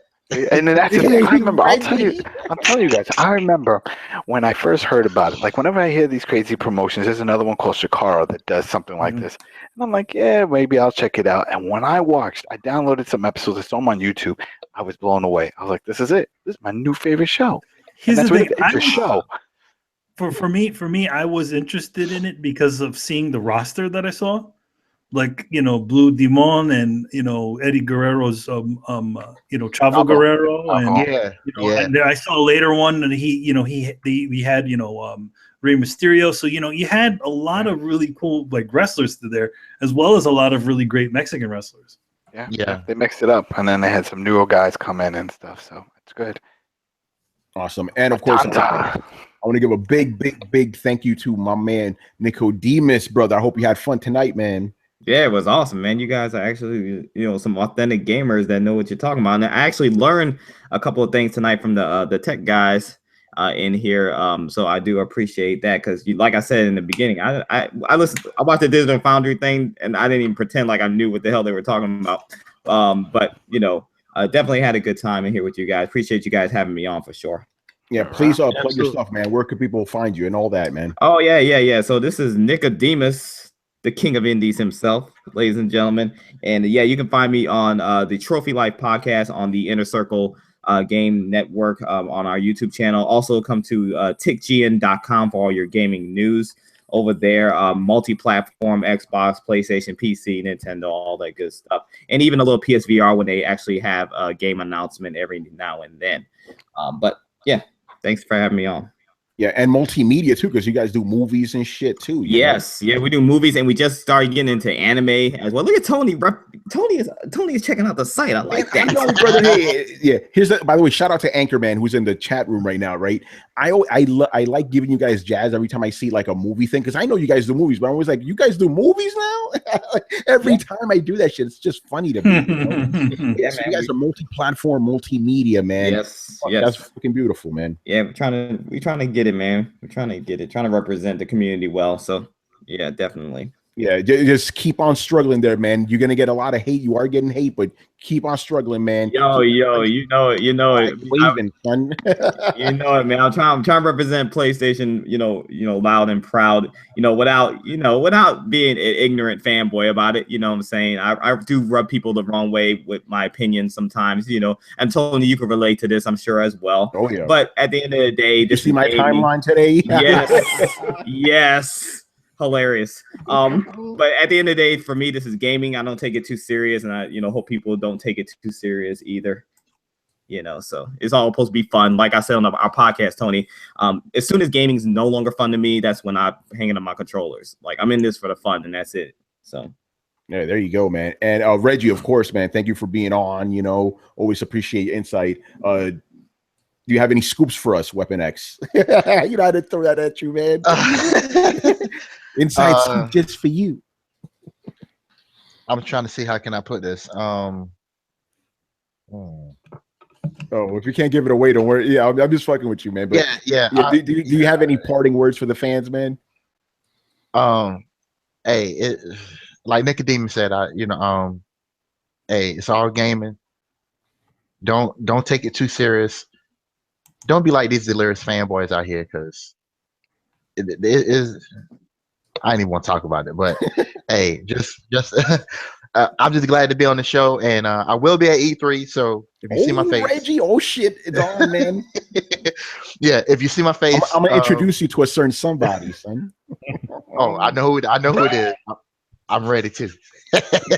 but if you see my face, don't be shy. Come say hi. Most likely I'll be with Hip Hop Gamer. But yeah, at one point in time we all gonna meet up. So if you're a fan, you see us out there, come say hi. That's what's up. Yeah.